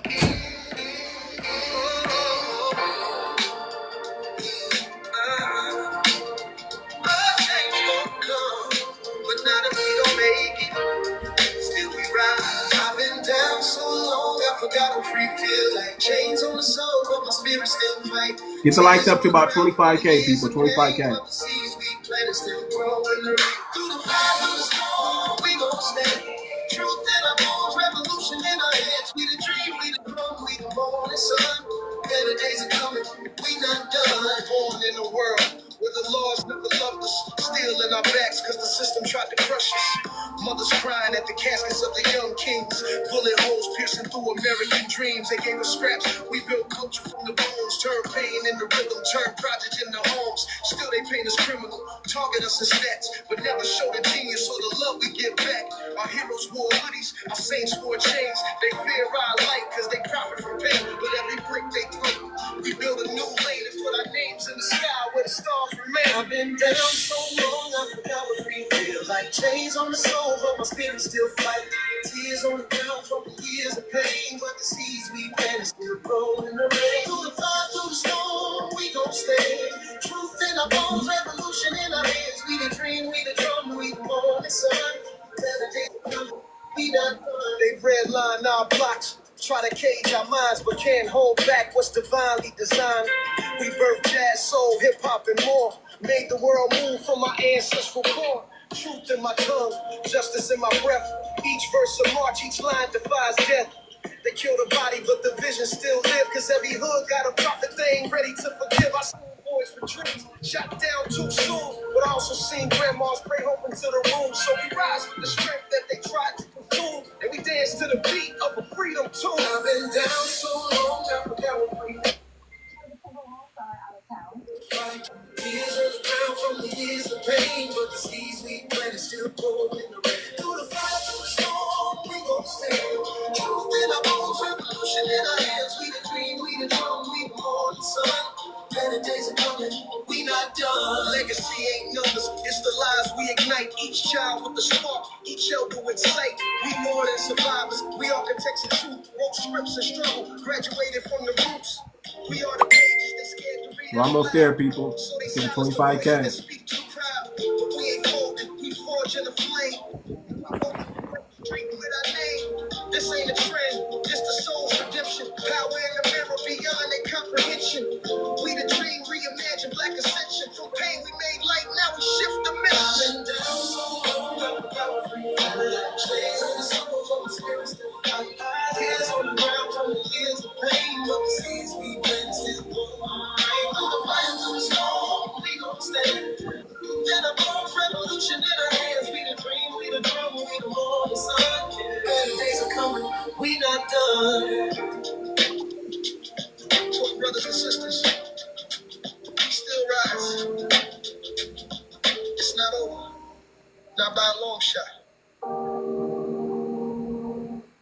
All right. Let's get back to the program. Keep tapping the screen. Let's get to 25K, people.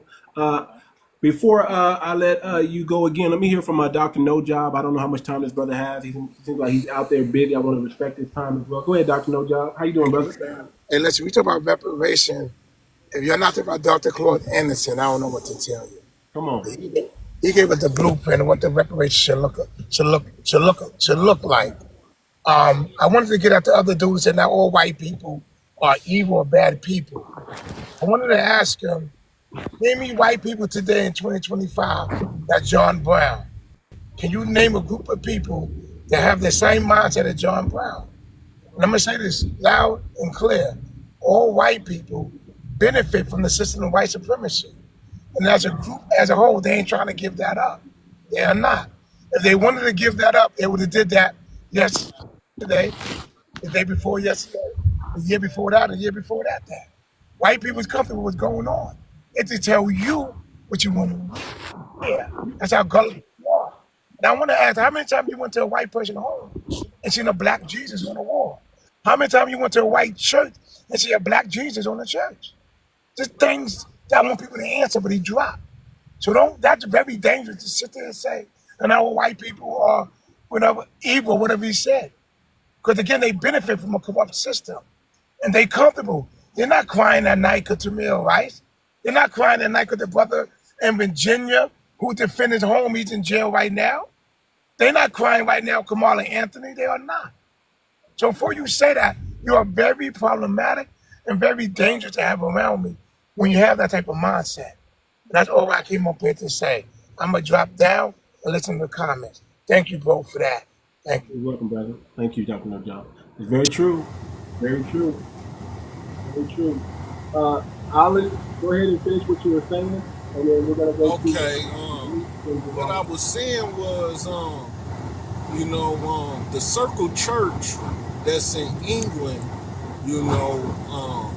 is it belongs to the old Templars. So Donald Trump is a Templar. So every Templar get buried there. But on the grounds of the Circle Church is the lawyers where you get your license, and the what they call them people that works for the Catholic Church, but they wear them robes like the monk. I think they call them monks or something. But they walk the halls. Now that's one place where they say church and state supposed to be separated, but they not. They make laws. You know what I'm saying? Because scripture supposed to be the most highest law, they say.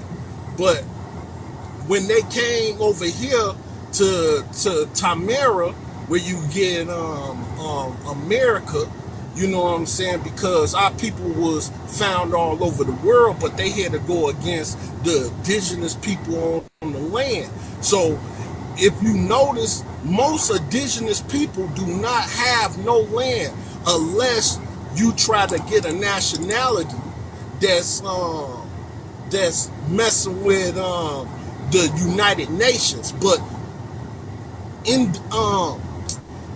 indigenous people is not talked to or whatever. We don't have a platform into the United Nations because we are perpetually at war with the United Nations. That's like we are some people that's in Gaza right now, but we so used to getting slapped across the head so much that we feel like nobody ain't gonna do nothing for us. Now, what we need to do, how I feel, is that we need to just kick people out that's not doing nothing for us in our own communities. And that's what our first shepherds. And those are people that supposed to be doing something and talking up for us, and that is the people in ministry. Those supposed to be the first people we kick out of our neighborhoods, and then we kick out any of those that supposed to be trying to do official business with the enemy in our community. Then we keep our kids at home. We start disconnecting ourselves, I feel. And if we start doing that, we can start doing what you saying, brother, doing the Bitcoin thing or whatever. But I know for a fact it's going to take more of us doing stuff for ourselves, and that's going to be one thing we need to do, and then start going to other communities that's among our people that got farmland. Now, I know for a fact that it's a lot of our people that got acres, got land. They not allowing anybody to put certain seeds. They got their own cows and everything. They doing stuff among themselves. But one thing is this: they is not allowing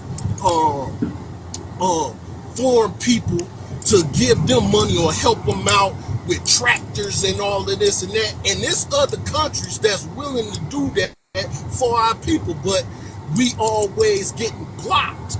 Now I just feel that if we start doing what we need to do, it's just going to be some of our old people that's going to be like, no, you need to stop trying to do stuff for yourselves and all this and that. Now, I feel that, but I know for a fact it's inevitable that we're going to have to go hand in hand and go into straight combat. It's undeniable because we know for a fact we need some earth.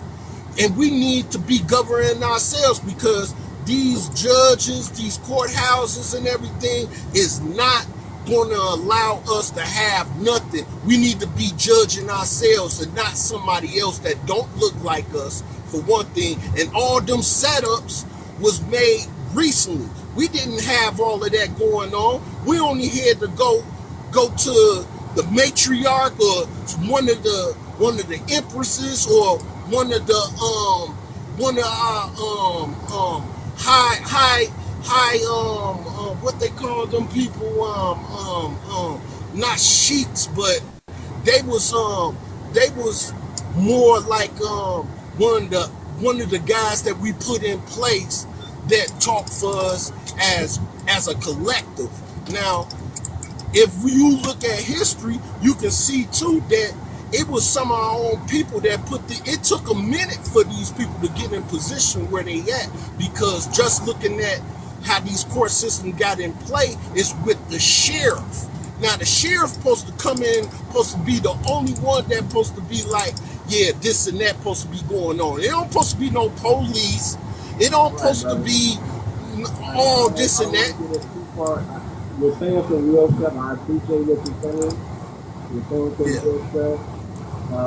But you're talking about way too many things. We got to keep it short so we can unpack some of this stuff. Okay, we don't want to lose people but you're saying some real stuff. I will say that. You're saying some real stuff, and I want to give you props for that. You know what you're talking about. We do need land. We do need all these things. We do need to govern ourselves. We do need that. I get it. We all want to. We want to say these people. We got to get these people out of our community. We want to be able to fix our community. It's just that we're prevented from doing that. There's consequences if we go in and we start doing what we want to do.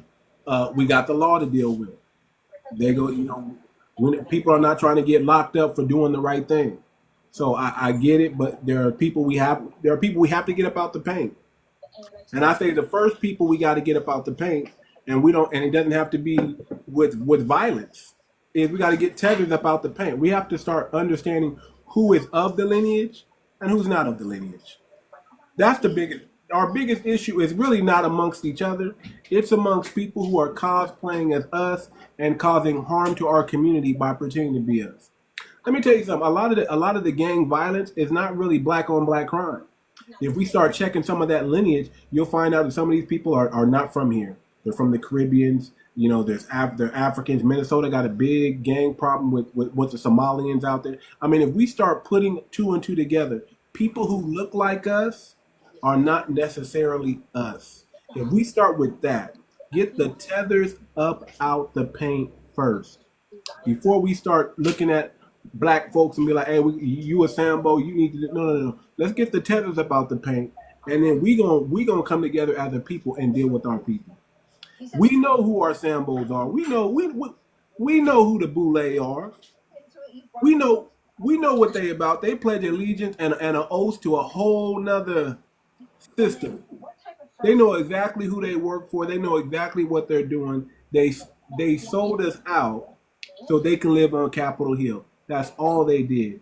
And we're going to hold, and guess what? A reckoning is coming for them.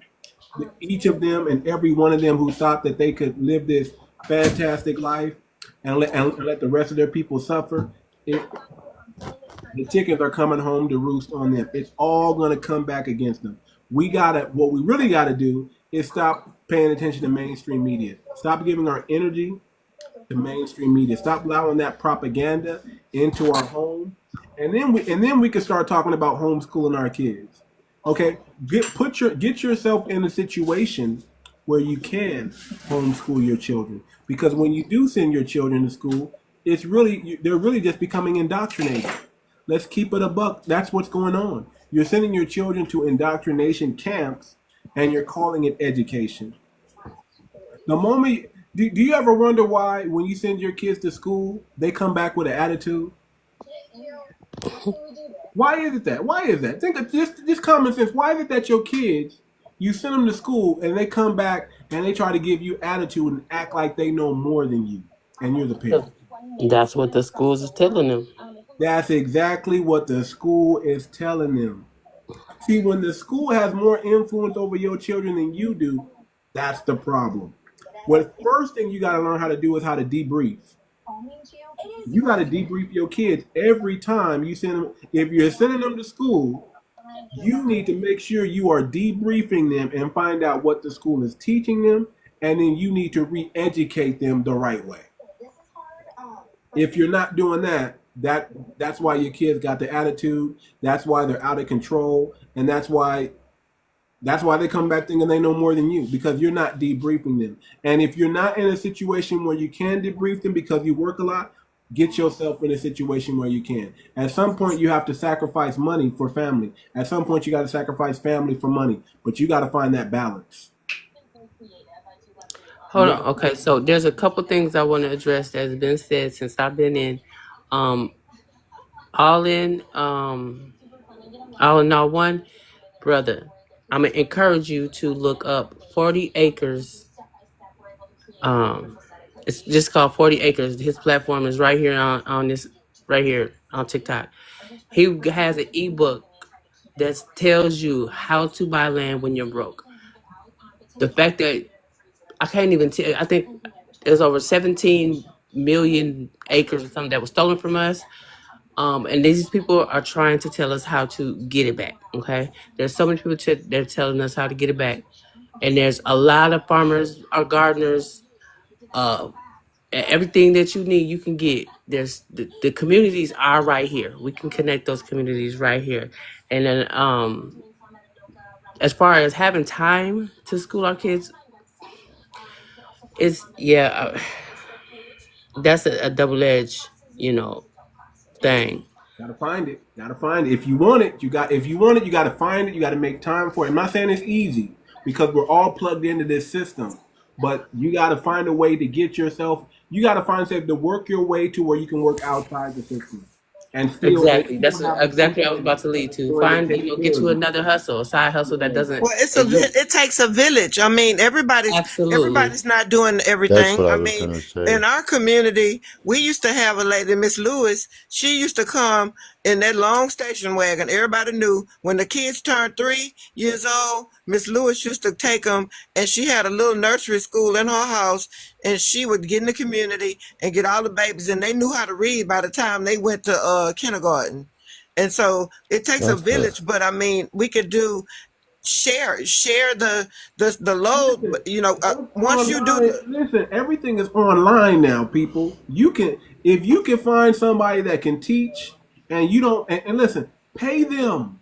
Give them $20, $30, $40, $50. It adds up, and do an online school. At least make sure they don't have to cook. Right. Keep your kid, man. Educate your children, but you got to understand. Listen, you got to monitor everything these days.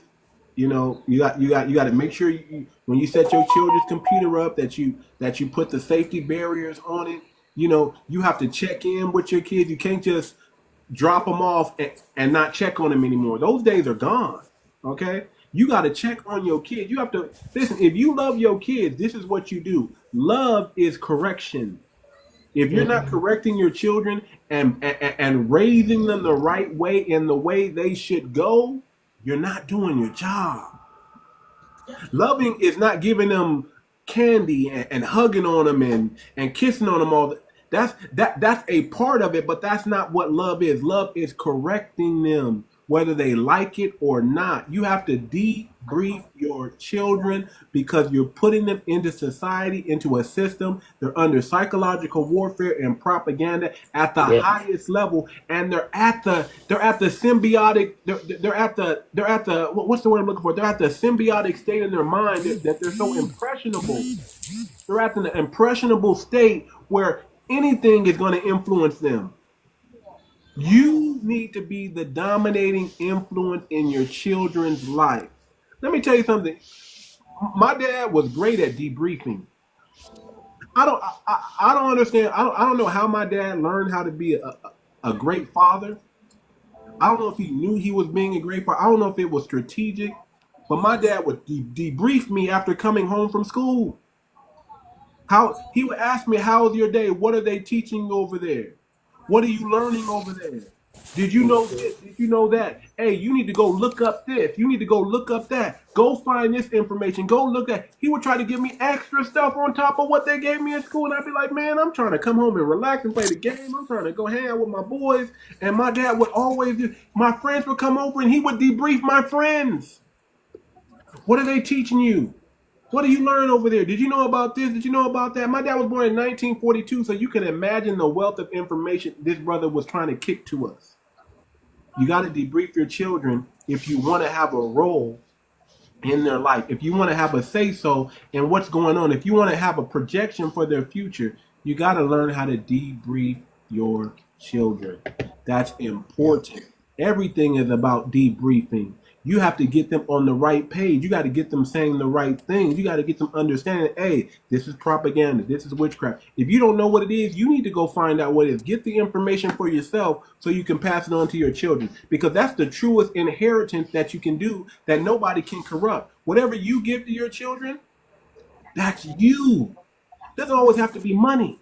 But give them something that's going to give them power in this world, give them strength in this world, give them resilience in this world. And that's also part of it. 40 Acres of Mule, like I said, I subscribe to that, brother. Yeah, for this, I think it's just 40 acres. 40 acres. 40 acres. I say 40 Acres of Mule, but 40 acres, yeah. 40 acres. Yeah, what was I gonna say? Also, as far as debriefing, I mean, you can tell them like that's their tradition of how they do things, but we do things like this, and give them that comparison, and they can start to see like, hold on, you might not be the best option for me. My family might know a little bit more about how I need to live, compared to your When they family. do book reports, you make sure you tell them what they're doing the book report on. Give them the book to do the book report on. Don't let the school give them the book report and say, do a book. No. We gonna talk about Tulsa, Oklahoma today. We gonna talk about Rosewood today. We gonna talk about Lakeland. We gonna talk about Black Wall Street. We're gonna talk about the Harlem Renaissance.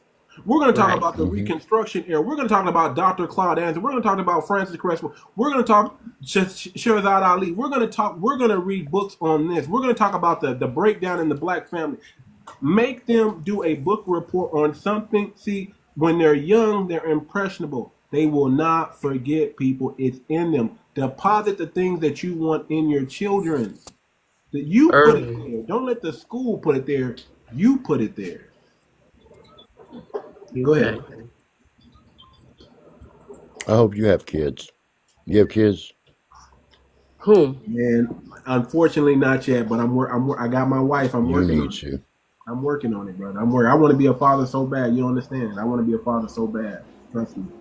And the best place to start when you don't have biological children is the children in the community. Man, you know what? And let me tell you something, man. I am a prophet on these streets to the young folks, man. I try to preach to them. I try to teach them. I try to show them. I try to give them the knowledge and the wisdom. That's part of why I run this platform as well. I try to impart what was imparted in me to other people because I don't want this information just to be bottled up in me. I want to get this. I want to get this out to our people because I know this is the knowledge and the wisdom that they need. One thing. Listen. I hated my dad growing up. I'll admit that.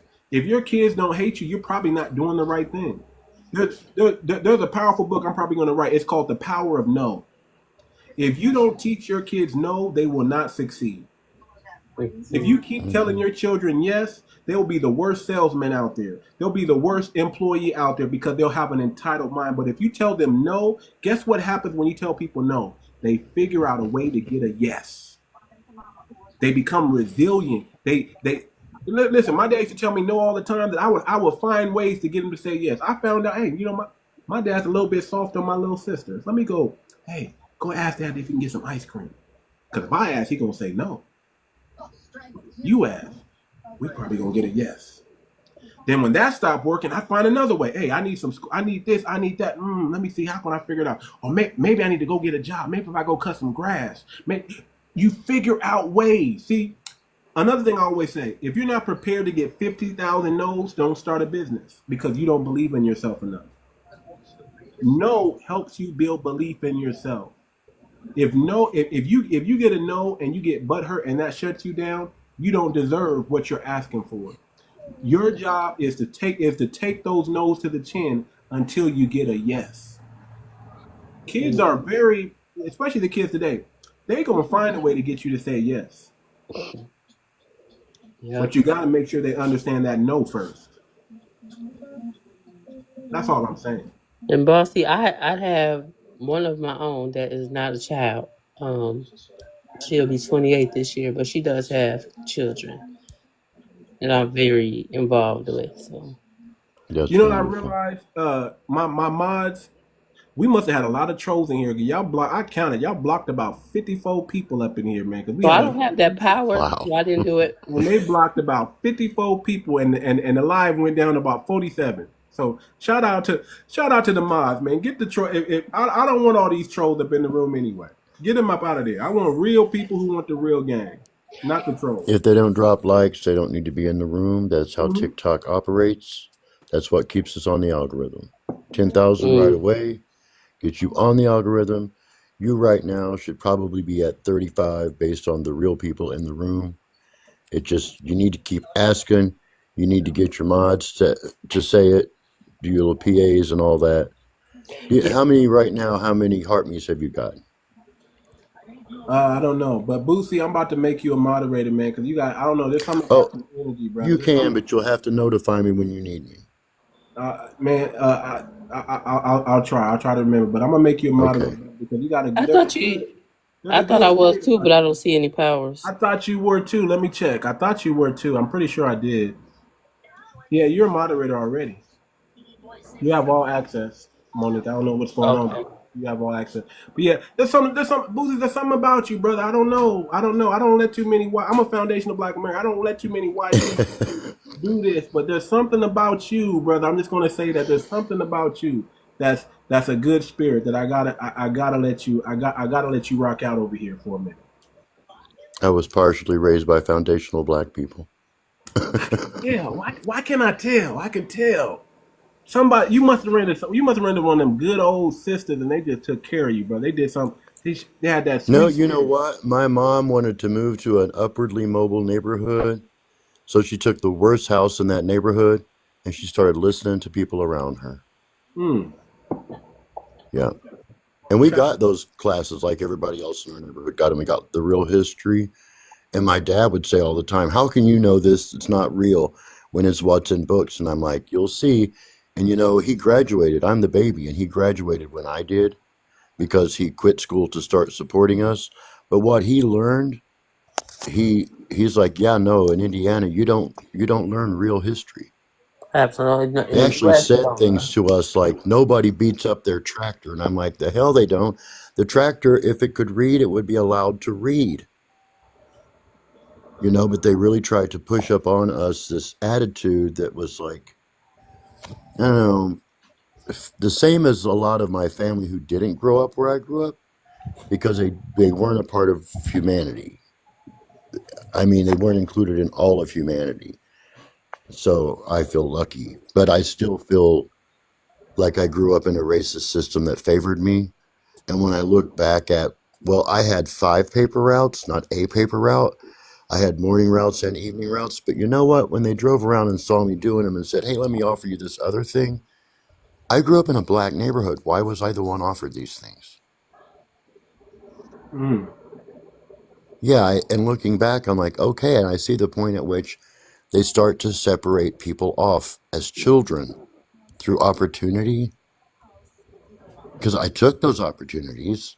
I didn't, physically separate myself off. I grew up in that house my whole life. But I didn't see where the opportunities for Black people were coming from Black people, not the regular way they came from everybody. Yeah. And that's something That's just the way it was. That's just the way it was. And now I grew up working in fields, right? All that field work. I'm a redhead. So very early, my mom was like, you can't do this. Oh, are you on that ginger thing? I could barely do this. Are you on that new ginger thing too? Is that real? Are gingers really Black? Is that Dude, real? every human being is as Black as I am, right? They're not as mixed as I am, but the redheaded gene comes from Africa, like all of them do. There's an opinion that it might be the mix of Neanderthal that came in, like with the braiding of the hair and the makeup and all of that stuff, leading from Neanderthal women. But it was the taking of Neanderthal women that made that possible. So we are all a blend. I've never done the DNA test, but yeah, we're all some kind of blend. I don't know if that's a real thing. I just saw it on TikTok. I just saw a bunch of gingers on TikTok talking about, I'm Black, y'all. I'm Black, y'all. I'm blackity black, and I'm Black, y'all. They was walking around. They was happy. They seemed like they were happy. The community. You know what? They build if they could community. let us switch, if they could let us switch on the census, great. If not, shut your mouth. It's the community that has gotten built because a black lady got on there and said that, and we didn't realize that so many gingers was hurting. You know, they've been feeling like they found each other, and there's a big community now. I mean, it's a thing. We got it. Yeah, all I my know, life I was red on the man. head like a pecker on a poodle. That is not something anybody likes. Nobody likes their name to be ignored on the court so they can be called red. You know, I am not a color. I'm a person with a name and, you know, all of that. So as a kid, it gets offensive, but I never associated it with racism. It's just a prejudice and some mean thing kids say to each other. Well, it's My still red hair prejudice. made me quite It's popular still a at the prejudice. end. It's still prejudice. It's still a painful thing to experience, even as a child. Oh, yeah, Hello yeah. guys, how are It's you? just not systemic, you know. I don't know. Look at all them people crying on there. Well, brother, I'll say this: y'all ain't invited to the cookout yet, but you definitely got some privileges, brother. Guys, you'll never get a damn reparations if you don't embrace your African roots because you're denying African. That's why you'll never. I hate when they come in and do that, and they just start. He sounded African, didn't he? You can come back up, but when you come up with respect and you talk like a man and not just start blurting out stuff, we can have the conversation. But we're not going to do that. You're not going to get reparations. You're not. Well, he ain't gonna even be able to come on here because he been blocked. Yeah, he exercised some rights. Hold on. Nobody wants to still talk about, you know, the real on. serious situation is that the cash is king in America, period. So yeah, he has been blocked. He did request back up, but he has been blocked. But yeah, my mods, man, y'all doing your job, man. Y'all blocking, man. I saw y'all blocking. Learn some respect. That CJ dude, if I had been in here when you had that issue with the CJ dude, he would have got blocked because that's disrespectful. You try to deny me my opportunity, or at least my desire to want to make my life better, and I tell you how to make my life better, and you tell me that, oh, I know you want to make your life better, but you can't make your life better like that. You're gonna have to make your life better like this. I'm not understanding then, how is that a choice for me? How am I free to make a choice when you're making a choice for me? That's how. Well, hold on, we got Shippo back up here. Shippo, unmute your mic, brother. Hello guys, how are you? Yes, and And now come with a respectful tone, and then stand on business. What you got to say? First of all, let's start like this. Where are you from, sir? Me, I'm Sub-Saharan Africa. I'm from Senegal. It is located in. What country? What country? I was gonna say Senegal. Senegal. Okay, go ahead, brother. Go ahead. What did you want to say? So you'll never get reparations if you keep denying your African roots because You'll never get reparations because of why? Because of you denying your African roots. That's why. You know. Because of us okay, what does African roots have to do with my reparations? I don't know. Maybe your ancestors they cursed you because they don't want you anymore because you're denying your ancestors curse. You don't even. Are you Senegalan? Because are you sound like you're French or something, brother? I mean, I know y'all. Don't y'all speak French in Senegal? By the way, yeah. I mean, you sound like a white tea Frenchman, though. To be honest with you. This is not the white tea man speaking, and this is not how white tea people speak. You need to educate yourself. Okay. So, and what you're not gonna do is stereotype African. Oh hell no! And bringing up some culture. Hell no! You ain't gonna come up in here with that. When we stereotype you guys, it's a problem. But you can stereotype African. Hold on. The same. So, I can say that you sound from the. Me denying my African roots. Do Africans get reparations? When did Africans get Do Africans get reparations, brother? Can you answer that for me? Let me 1 second. Yeah, 1 second. Came up here to tell y'all to get him off your panel too much. Wait. Let him talk because you know what? He don't even. I know this man. Get him off your panel. He likes to report. No, this dude ain't even black. That dude ain't even black. That's an A-Rab. Get him off your panel. That's an A-Rab. You know what I'm getting off.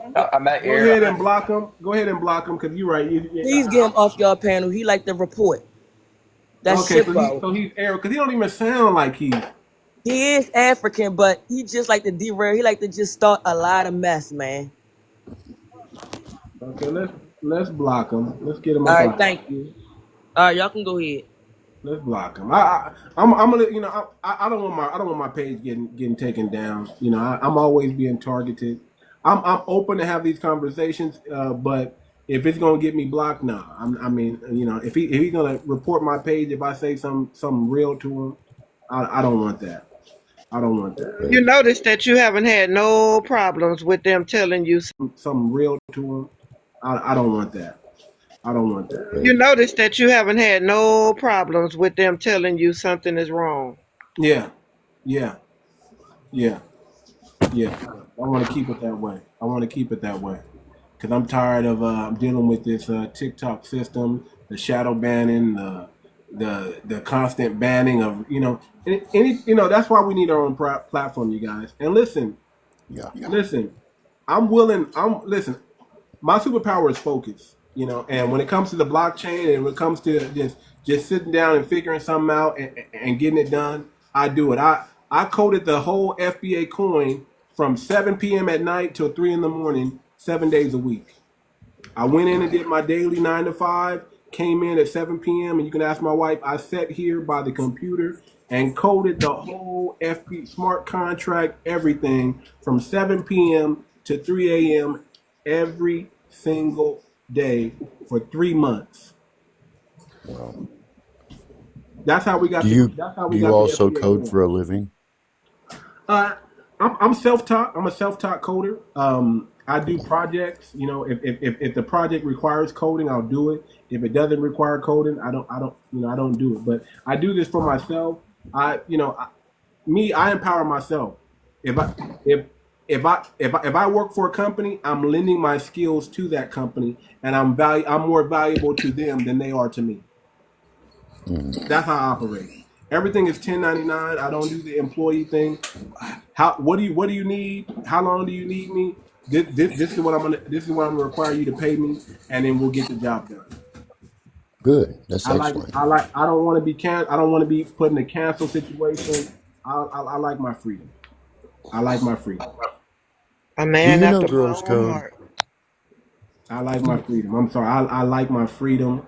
I like my freedom. I want to be able to stand on business and understand. I understand the only way that Black people are going to be able to stand on business and speak what they want to speak and do what they want to do is they got to come up out of the system that's crippling us. And the only way to do that is blockchain technology. Blockchain technology is the only way. It's the future. Everything's going to be on the blockchain technology. Period.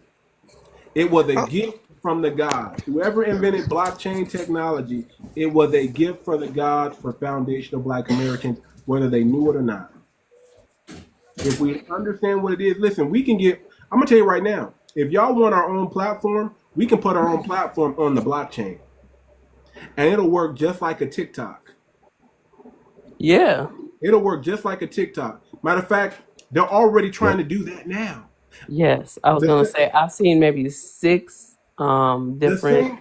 The same idea that me and NJ, we be on the phone, we be chopping it up. This is a good sister right here, and she got, man, if y'all know, I'm not gonna tell you, but if y'all know who she is or know about her, and she's willing to tell y'all, she is a good sister, and she is in a powerful position to help black people and all people really, but foundational Black America. She's in a good position to. And we chop up some game, right? We get on the phone, we chop up some real game, and I present the idea of putting it on the blockchain, and we just went to work real quick and found out, yeah, it's doable. It's all doable, you guys. Did you see about Tory Lanez? That's what Tory Lanez did. Well, And Tory now Lanez put his music on. Yeah, he put his music on the blockchain. I'm putting my music on the blockchain. It's gonna Now be they trying to knock him off. Oh yeah. Listen. He undermined the whole industry, gave people the game. Listen, they can't listen. We can't listen. We can. This is no longer the season to be fearful, and this is no longer the season to fear consequences. If there's a consequence for standing on business, you have to just eat it, like Pac-Man. You have to just eat it. Stand on business at all costs. That's the only way real change is going to come. That's why I believe with my sister Fannie Mae. Now, I'm not saying go into the violent sector, but I'm saying be prepared to stand on business and be prepared for the opposition. And then match energy. That's what I'm going to say. Yeah, match the energy, match the Look, energy. I don't the mean to come energy off that I don't comes mean to at come you. off as violent, but I do understand that at my age, we went in when I was 20, we went in asking. When I was 25, we asked a little louder. By the time I got 30, we had been asking and they'd mastered the talking points that we had up to that time and they built their own. And then by the time I got 40, I started looking around wondering where the hell did 20 years of my life go? And we haven't made any progress. By the time I turned 45, I started watching those people that look like me start to come up against me and basically turn on me. And then by the time I got 50, I was standing alone. Now I'm 60, still looking around. I see some new blood in the game. I'm happy to see that these youngsters are not afraid. They have a lot more technology than we had. But what I am going to say is that if you don't match energy, you're actually violating a natural law because the natural law says for every action, there is an equal and opposite reaction. We were actually denied our natural responses during slavery because we were not allowed to fight back. We were not allowed to hit back when somebody hit us. They have taken away a full part of our entitlement as humans in this earth. Basically, we don't operate on natural laws, and so at my age now, I step back and I don't fight as hard, but I do try to tune in and give these youngsters something to stand on because they don't respect our scholarship. They dare us to take a stand and then they badmouth us so we experience consequences whether you damned if you do and you're damned if you don't. So if that's the case, why not match the energy and let's see how far we get. That's Period. I agree. Everything is about matching energy, and you got to be able to stand on business. Listen, whatever the consequences And you don't is for sound what I'm doing. violent, Fanny. Yeah, You whatever. just sound real, like you're feeling humanity. Fanny will take you to the water and I will offer you a cup to drink out of, okay? And then if not, if I'm thirsty, I drink out the I don't have a Right problem on. speaking up. I do have an issue with our people being disrespectful because when I came in here, this guy had the whole gall to call Too Much said he was clout chasing and that what is about the coin, it's about the coin. Dude, you just said 2 seconds before that you got a loan, not a grant, not that you got money in the bank. You said you got a loan, dude. You ain't got no money neither. You should be right there with Right. us fighting for cash, but you'd rather take a loan and put me down than to stand on business. Boy, ooh. Yeah, man. Man. We get all these type of people, man. Especially, you listen. I got nothing against our black conservatives because I'm a conservative. I'm a conservative. Okay, but a lot of our black conservatives, they have these YT talking points. They're under YT supremacy, and they've been conditioned in the mind.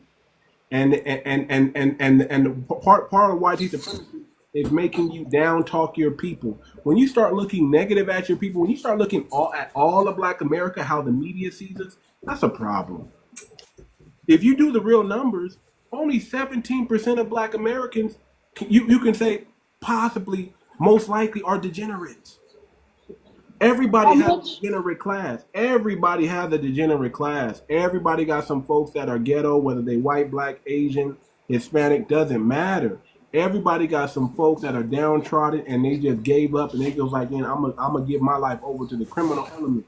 Everybody got those folks, Hmm. but don't assume that that's all black people, and don't look at all black people as the problem because you're seeing it on, because you're turning the television on and you're choosing to watch some degenerate stuff on television. Don't make that the picture of Black America because you can change the station and put on Bill Cosby. You can change the station and put on something positive. You don't have to watch the negative thing that you see in the Black community. You can actually turn it off and watch something else. But you are watching it. You Right. are drawn to it, and then now you're projecting it on all Black people. I didn't You grow know up what? with it. I grew They up in the know hood, that. but I That didn't just grow up affirms your. I didn't grow up with a bad family. I had a good. I come from a good family, good black folk that worked their whole life. If I go back to my family tree, I can say another good black folk, another good black folk. All my family tree comes from good black folks that want the best for their people. So why are you going to make all black people out to be that way when that's not true? Because we're not negative. You're negative for thinking that we're negative.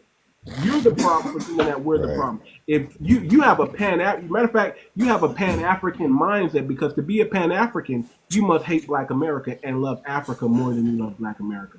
And that's wrong. I love Black America more than I love Africa. Sorry, Africa, you gotta deal with your own problems. But I love Black American. I love Black America. I love our people first. I love me beyond anything else, more than anybody else. Right. So why I wouldn't I think if we naturally switched share that color, love with my you people? would be liberal and I would be conservative. Because we can think some of the same things, but from a black perspective, that's considered to be conservative. Whereas me thinking some things means that I'm liberal. It's really weird because we both probably have both tendencies, because we're just Americans who want to let each other live however, that they live.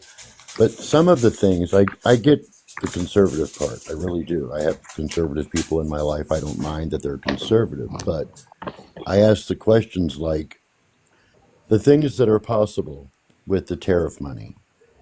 If the tariff money has already been earmarked for a specific purpose, and we look at his tax plan and it has people at $15,000 to $30,000 paying a 76% increase, I don't know how it looks like that there is a winning for America from the conservative side right now. I'm like this $30,000. I got to put my financial advisor hat on real quick, because that's where I really cut it. That's where my bread and butter, where I really come from. Okay, if you're making $30,000 a year, you have got to figure out how to get out of that. $30,000 a year, especially in today's economy, is not taking care of anything.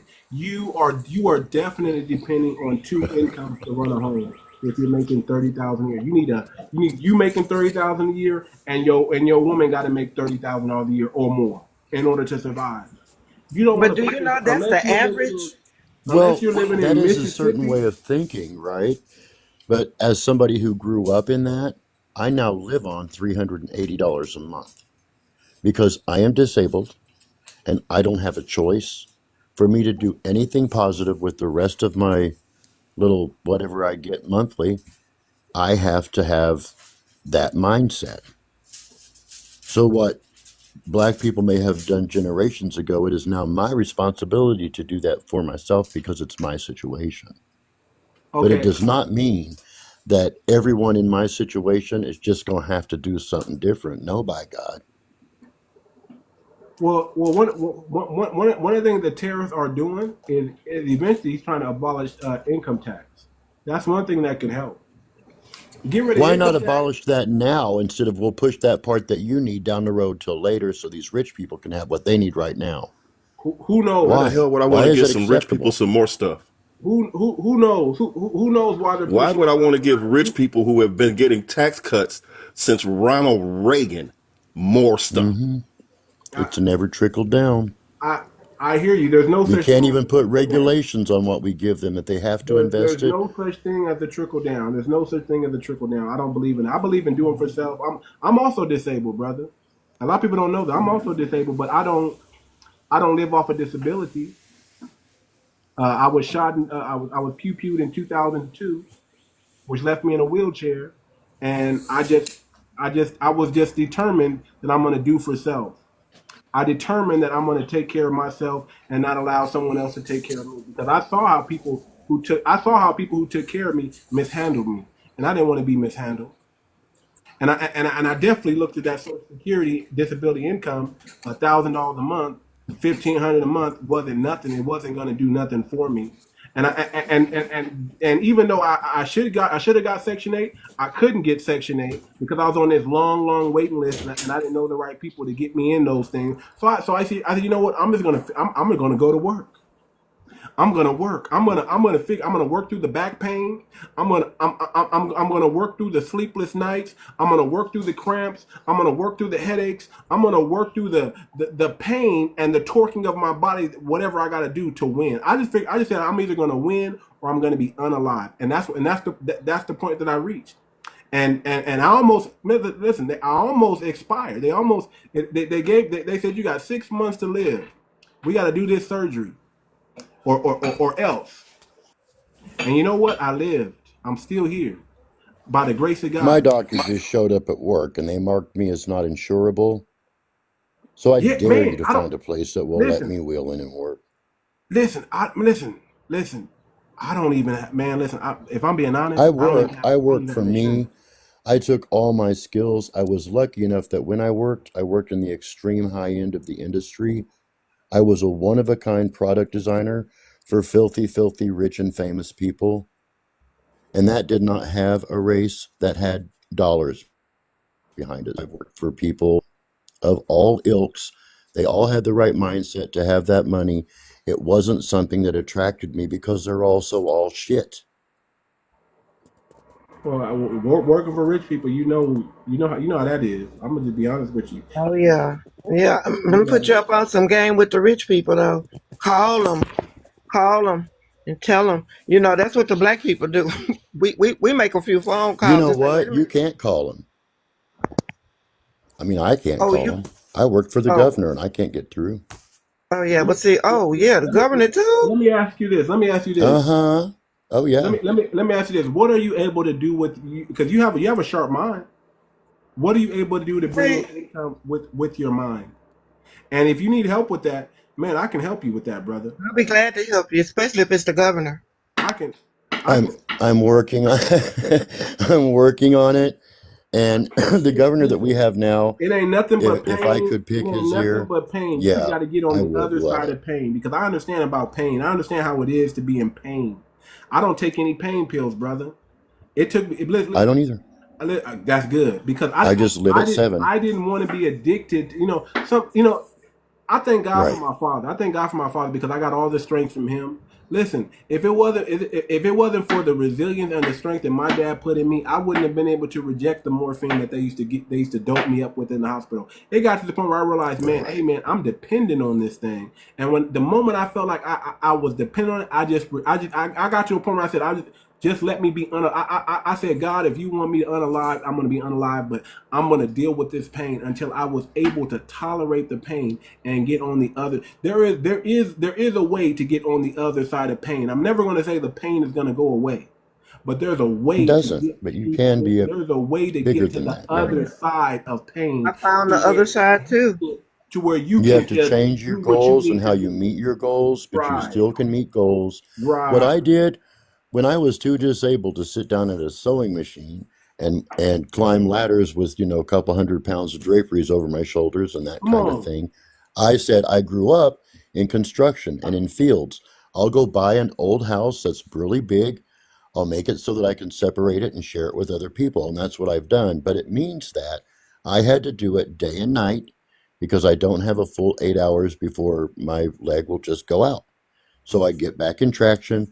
I get myself back to the point of being able to move and I get back up and I continue what I was doing. And Are I've you done married, that here brother? for 18 years.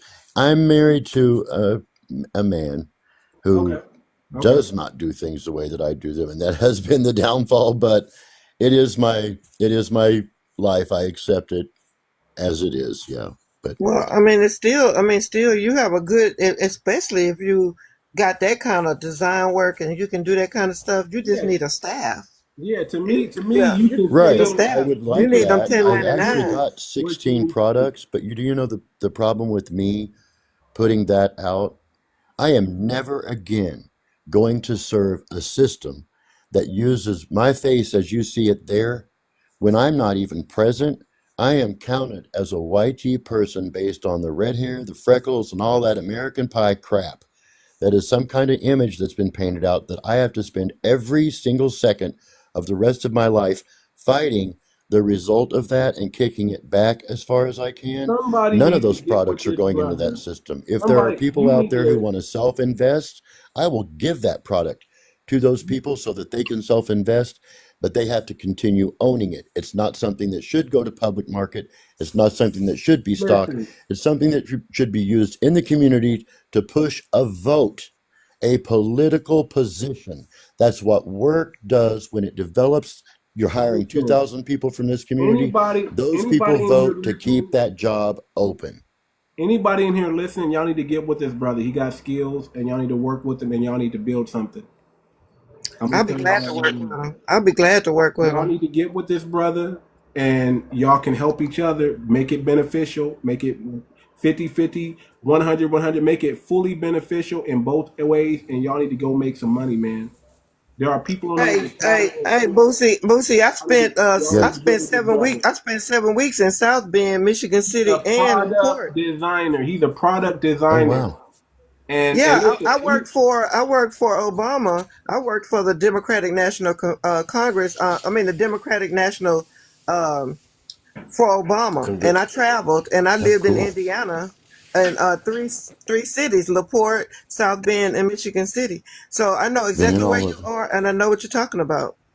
Yeah. so I'm somebody in get with Western this Illinois brother. now because, Okay. how could I handle Indiana past 17? But, Oh, okay. Well, you're I right went down to the street Georgia, from then there. Chicago, then Right. now Western Illinois. Yeah. All around Yeah. where you're at. Yeah. So Well, yeah, I what know type about of that. product did you design again? What type of product did you design again? He said draperies. Custom interiors, all custom interiors. But it exposed me to absolutely everything. I started Yeah. out in fashion design because it was what I could afford to do for 2 years. Man, y'all better That get would with this get me brother into and a start a clothing design-based brand or industry. Boy, something. I worked as a tailor Y'all until I better. was I'm just pulled into telling y'all. Listen, interiors, I do t-shirts and then too. I got lucky. Boosie, hit me up in the back channel, brother. We gonna talk. I Hit will me up do. in the back Yeah. channels. We gonna talk. Y'all better get with this brother, man. Y'all better get with this brother. Listen, man. Make it a Yeah, because win-win. I'm sitting bored, y'all. A lot of time I'm Man, sitting bored, and get anybody with this doing brother, man. with what goes Listen, through my hit me up in the head, I back would channel. Hit love me up in the it. back channel. We gonna get some cousin. Get with this brother in the Yes, sir. back channel, cousin. Come on, brother. He's a product First, let designer. me say first greetings to the panel. I'm trying not to. I came in late, obviously, hey, so I'm not real cousin, sure exactly hey. where the conversation is going. So I apologize for interjecting earlier. But You missed the it's hot. You missed the hot seat. I kind of think that might be where I call. I don't know that because I've been here about 5 minutes, so I can't really give you No, so we was much of hotter it. than that, I'm brother. ticked off about it too. We was hotter than that, brother. Trust me. Boy, it was hot up in here, boy. Woo. So, I, cousin, you need to I, get I with this brother, man. we can do that.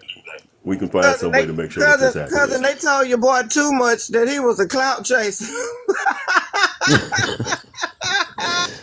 They See, don't know here's me, bro. my issue when I hear cats and kittens like that. They don't understand the real difference. Because I said this to another panelist or somewhere else before. I do not follow trends. I set trends. Facts. Okay, Come on. Yeah. that's how this works. So somebody telling you clout chasing, you over here. What you trying to do? Exactly.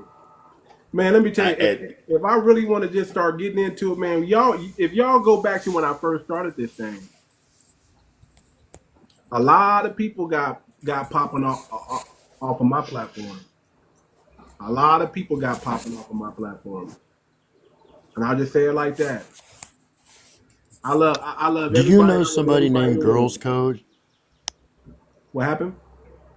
Do you know a girl named Girls Code? I mean, a Uh, lady. She's a grown woman, but she she's might have younger came up than on my me. platform a few times. I think I've seen that name before. I would love to hear a discussion between the two of you because you both code and you both are successful coders.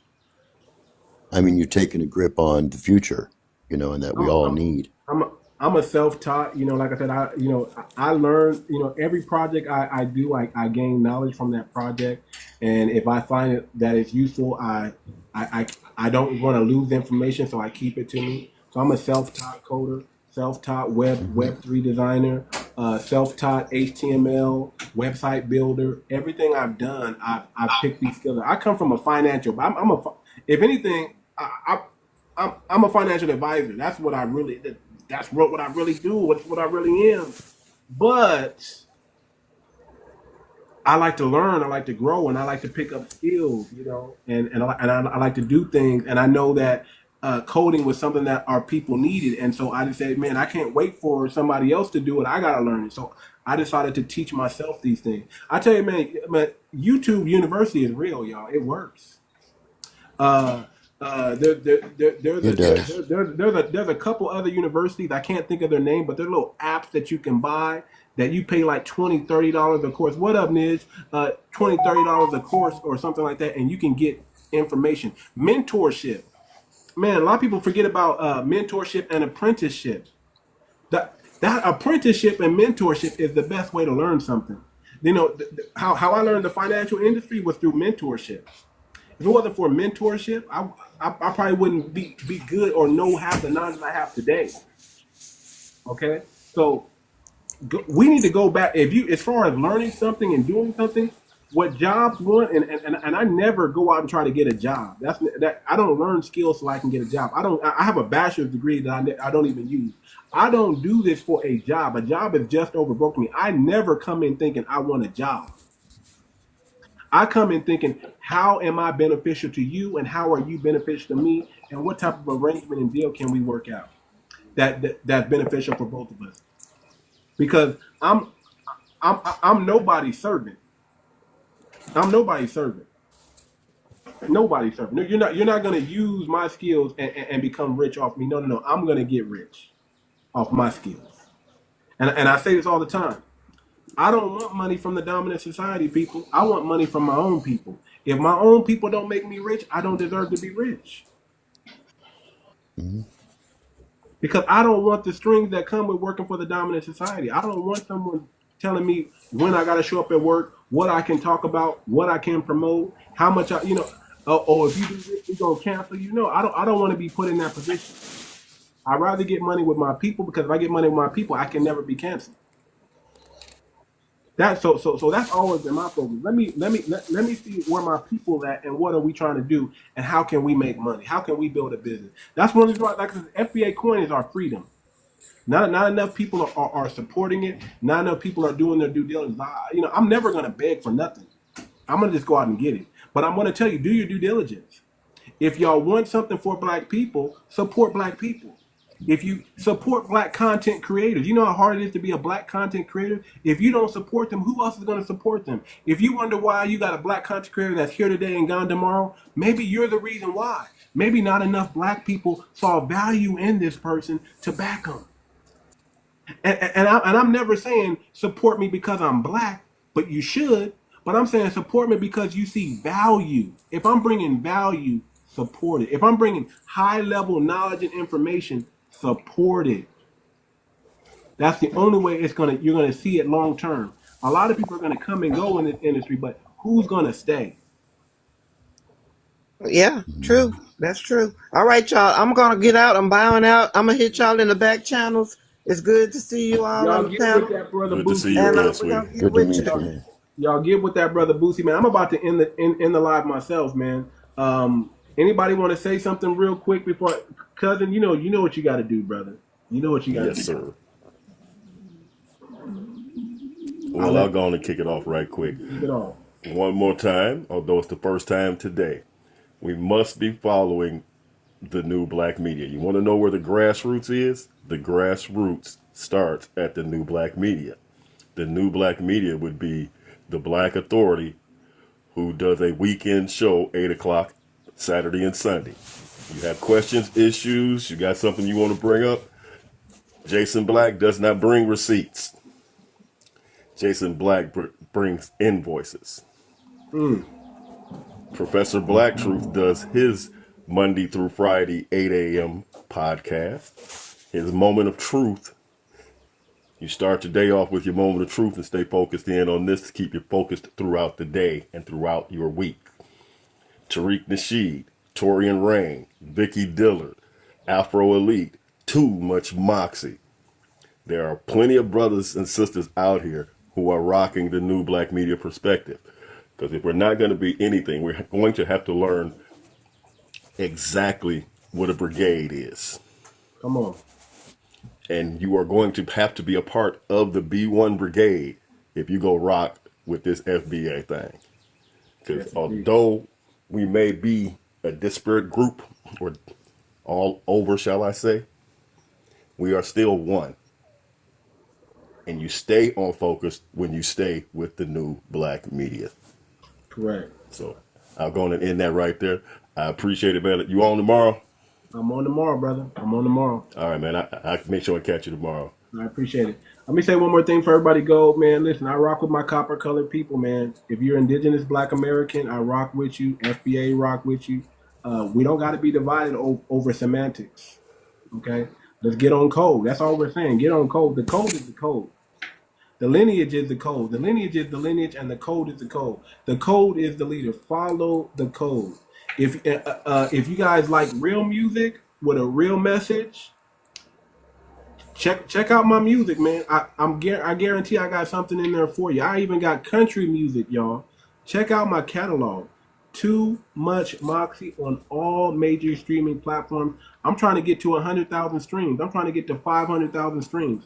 Get me to I'm at 1,500 streams right now. Listen, I'm way better than that, man. I'm way better than that. Get me up to 100,000, 500,000 streams of this thing. Listen to the music. I lace it with game on purpose. I want y'all to learn and become empowered. The stuff I'm talking about, nobody's talking about in their music, period. Get the game, give it to your children, give it to your grandparents. There's no cussing in this music, y'all. But it's live. It's all game. You can give it to your church. You can give it to your son, your daughter. You can give it to your grandparents. They can rock out to this, man. It's music for everybody. It's a real message behind this thing. Nobody's talking what I'm talking about. So go check it out. Also, FBAcoin.org. It's not going to fund itself, people. We need to raise $500,000 to $1 million so we can go ahead and kick this thing off the right way. If not, I'm just going to release it, and however much it's worth, it's just going to be worth. We need to support this coin. It's our way not only to generational wealth, but to everything the black community. We need to have a decentralized banking system where we can go to that we can trust. I'm also looking for people who want to be a part of the governance board that's going to govern over this coin. This is not just something that I'm going to look over. I'm making sure that I surround myself and this coin around wise people. Wise counsel is how we're going to rule. We need a think tank type of energy surrounded with the wealth of this coin so we can get things going. So whenever we get our think tank cracking, we're going to have at least the financial piece and the piece to lobby. That's what I really want to do. I want to get us into lobbying within the next 2 to 3 to 5 years. Okay, we need to start lobbying for lineage-based policy. They're not going to get done on their own. They're not going to get done on begging. We got to do it. So go to FBAcoin.org and do your due diligence. Also, I'm going to be doing blockchain. I'm going to be doing blockchain courses. I'll do a little bit on TikTok, but if you want to learn about blockchain and blockchain technology, cryptocurrency, all that stuff, you're gonna have to sign up for my Discord. I'm not giving everybody my Discord, but if you hit me in the if you hit me in the back channels and you are a foundational Black American, I will let you in. This is I'm not trying to diss anybody else and keep it, but I'm saying the information I got to work with my people, my lineage first. Before I work with anybody else, I got to work with my own people. So I would prefer that you're a foundational Black American. Don't try to hide. Don't try to cosplay or something else. We're gonna find out who you are. Okay, not everybody's allowed into this thing, but if you're a foundational Black American and you want to learn about blockchain technology, hit me up on the back channels. We'll discuss it. I'll get you in the Discord, and then I'll let everybody know when we're going to start holding the classes. There'll be about, we say 20, 30 minutes, cousin. 20, 30 minutes is good. Yeah, something like that. Yeah. 20, 30 minutes a day. I'll record it just in case you can't be there at the time because everybody's on different time zones. I'll record it, and you come to the Discord, and you'll get that information and learn about blockchain. All right. With that being said, y'all, this is Too Much Moxie. Oh, hold on, Monique. Did you have anything to say real quick? No, I was gonna say maybe just offer some even clips on it, but I was just gonna say if you do like a class, a series of teaching about people what that is, and exactly as soon as I unblocked, you said it like, oh, okay, we are definitely on the same page. Yeah. So Yeah. if you did like a 3-minute introduction, Mm-hmm. like a series of 3-minute introductions here, you'll drive that traffic. Okay, I'll start doing that. And put up banners. Your little banner, like that says host up there, that could actually be your FBA.org information. Show me how to do just that. a little. Show me how to do that. I don't know how to do that. Somebody Oh, show okay. me how to do that. Show me how to Right do on. that, and I'll do it. I'll See, start that's doing why Because you we're get here. We're one for giving that and the information. music and yeah. Yeah, show me how to do that. I don't know. I've been asking somebody how to. I'll Like, DM man, you. I don't even know how to change this wallpaper. Once I set it, it's set. I don't know how to change it. I don't know. I That's know people crazy. know how to do that, but I don't know how to do that.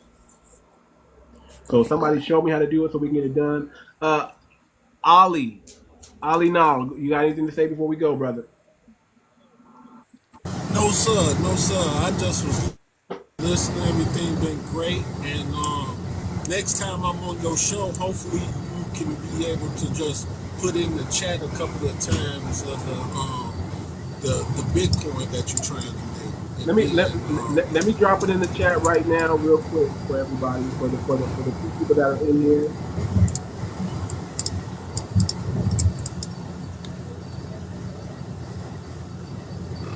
There it go in the chat right there. FBAcoin.org. Very simple. Just check it out. I always say, do your due diligence. Do not invest in anything without understanding what you are investing in or what you're putting your money into. It's never smart to do that. Do your due diligence first. Once you get the confidence, then go do it. That's what I always say. Okay? With that being said, y'all, Too Much Moxie, I'm out. All right, thank you. You're welcome. Peace.